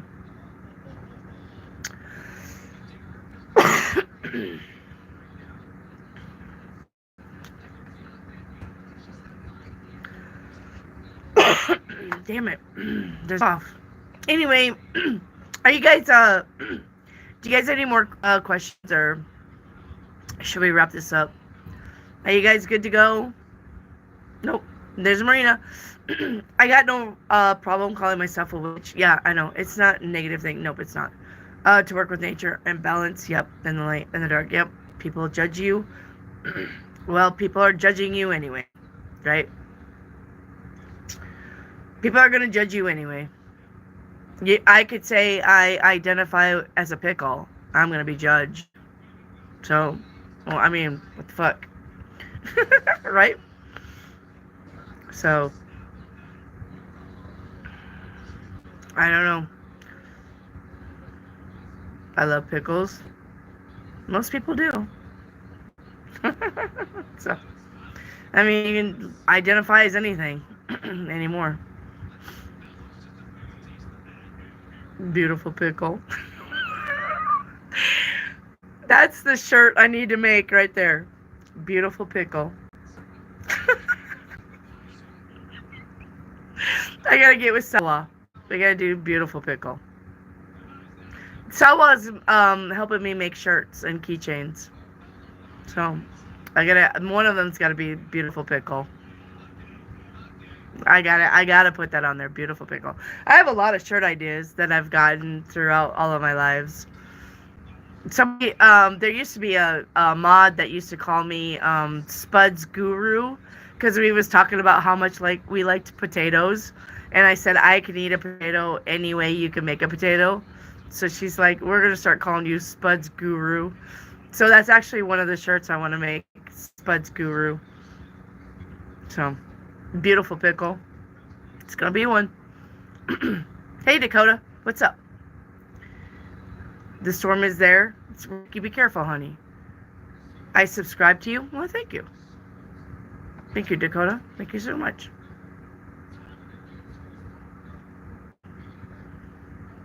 Thank you. Did you give me a thumbs up, Dakota? Thumbs up. It's so cool to talk to you. If I open up and talk about topics like this, they'll call me weird and run. Yeah, well, it's because they have no understanding of anything outside of their material world. I wouldn't worry. Purple pickle. Purple. Purple dinosaur pickle. Or purple dragon pickle. Yeah, I don't give a shit. I don't even care. But beautiful pickle. I don't know, it's just something about that just rolls off the tongue. Beautiful pickle.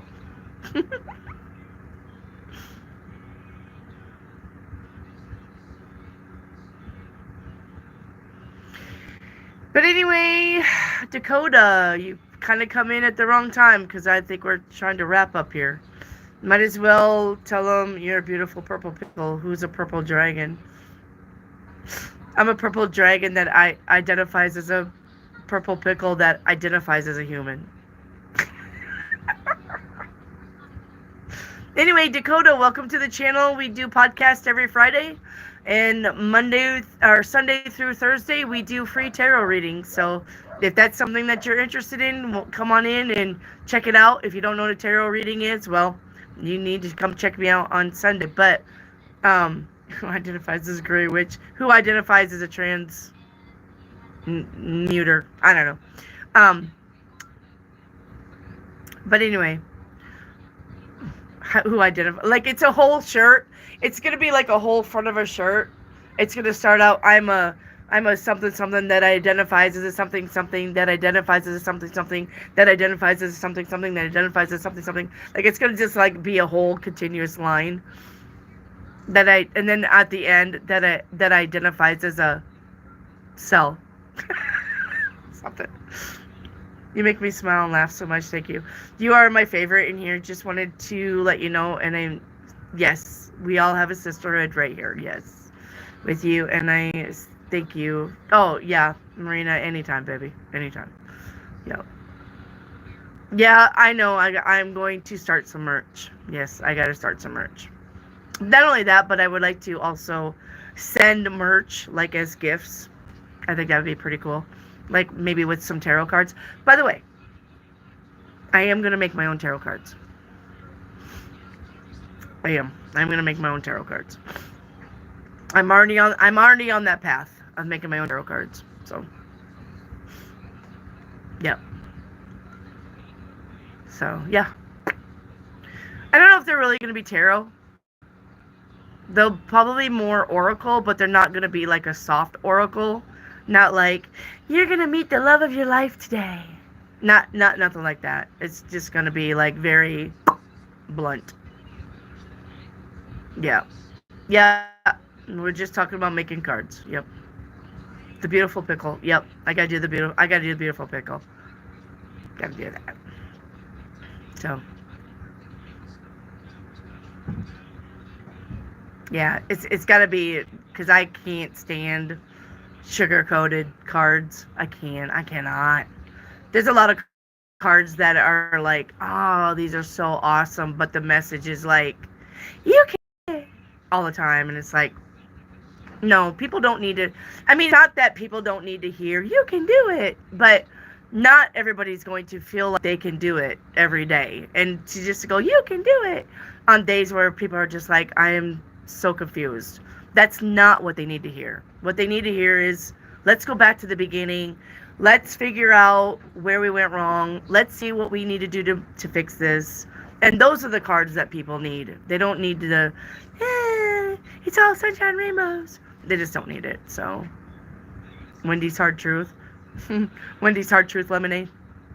So, you create, then that's when you launch your lessons. That's probably a good idea. Yeah, it's probably a good idea. But the thing about my tarot card lessons is I want to literally give you all of the meanings of one card, because it's not, if I presented you the Ace of Cups, say I present you, right? You can't see it. It's I really can't see it. Seven of Swords. If I presented you the Seven of Swords and I just told you that this card was about somebody sneaking around on you, and that's all I gave you, bullshit. That's farthest from the truth. This card literally has 9 meanings upright, another 9 meanings in the reverse, plus I could give you what this means for health, for career, for everything. I could literally teach you everything that there is to know about one card. But now I have 72 cards to teach you about. It's not going to be a quick lesson. I literally could teach you everything about that. So, you're such a dumbass, Thomas. What do you think? Now, if you don't like it, get the fuck off my channel because I don't give a shit. But anyway, so, it's the weather. Just be patient. It's the weather.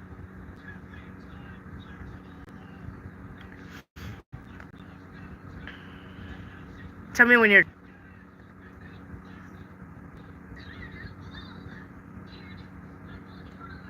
So anyway, yeah, I mean, I literally, one card could be a class. But like I said, I have 72 cards to teach you. I literally can tell you everything there is about that card. And I can literally tell you how to put it into a sentence. So if you got the 7 of Swords to the 2 of Cups to the Ace of Pentacles, I can literally teach you how to put that into a sentence. And not only that, but I could teach you how to put that probably into 4 sentences. You can either read it this way, or you can read it this way, or you can read it this way, or you can read it this way. Like, so yes, I mean, the tarot classes would be very beneficial for a lot of people, because that you got a lot of tarot readers on YouTube, but they only read the card one way. They'll only tell you that the card means something, and that's not the truth. And the cards mean different things with different other cards next to it. If I had the 7 of Swords with the Emperor, that could mean that the Emperor is a cheater, but that doesn't necessarily. But if I had the 7 of Swords with the 2 of Cups, then that doesn't mean that that person's cheating at all. So, I mean, there's so many ways you can read stuff.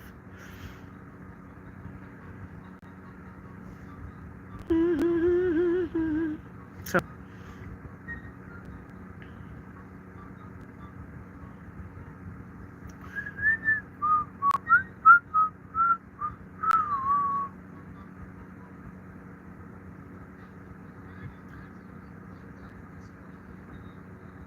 why do people do that? There's got to be a lot of lonely people. Can I get a shout out? I don't know why people do that. It's weird. It's weird to me. So,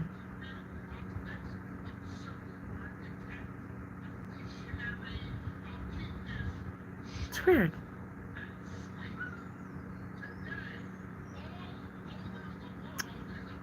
So anyway, so yes, I gotta get those classes going.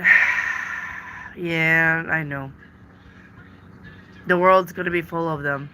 And you guys better get ready, especially with this blood moon. Shit's gonna get weird. And people are gonna lose their shit.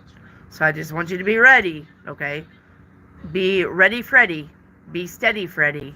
Okay? Because you're gonna have a lot of people around you that they can't cope. They're going to... Alright? So... Just be patient with people. Be loving, be kind, but you don't have to put up with their abuse either. All right. So anyway, let's get off here. Yeah, what is it? Almost 8:30. So I love you guys. We're gonna get off here because that's usually the time I leave a thing anyway. So 8:30 is good by me. I love you. Thank you for being here. We didn't get to cover everything, but you know what? We got lots of podcast days. So I love you all, and I will see you on the flip side. Thank you, Rick. Thank you, Dan. Thank you, Hello. Thank you, Yay. Thank you, Tina Lee. Thank you, Marina. Thank you, all of the ones that split already and said bye. But I love you all. Thank you for being here. If you're new, come back. All right? We talk about everything under the sun. So, all right. My love to all of you. Thank you so much. And I love you. Be careful with the weather. If you are anywhere from the Dakotas down to Texas into the east, all right? Be weather aware. You got tornadoes tonight, tornadoes tomorrow, and then the East Coast, tornadoes on the 3rd day, on Sunday, all right? So, be careful. Keep weather aware, all right? Keep that weather going. I love you all. And I will see you on the flip side. Good night, everybody. Thank you for being here.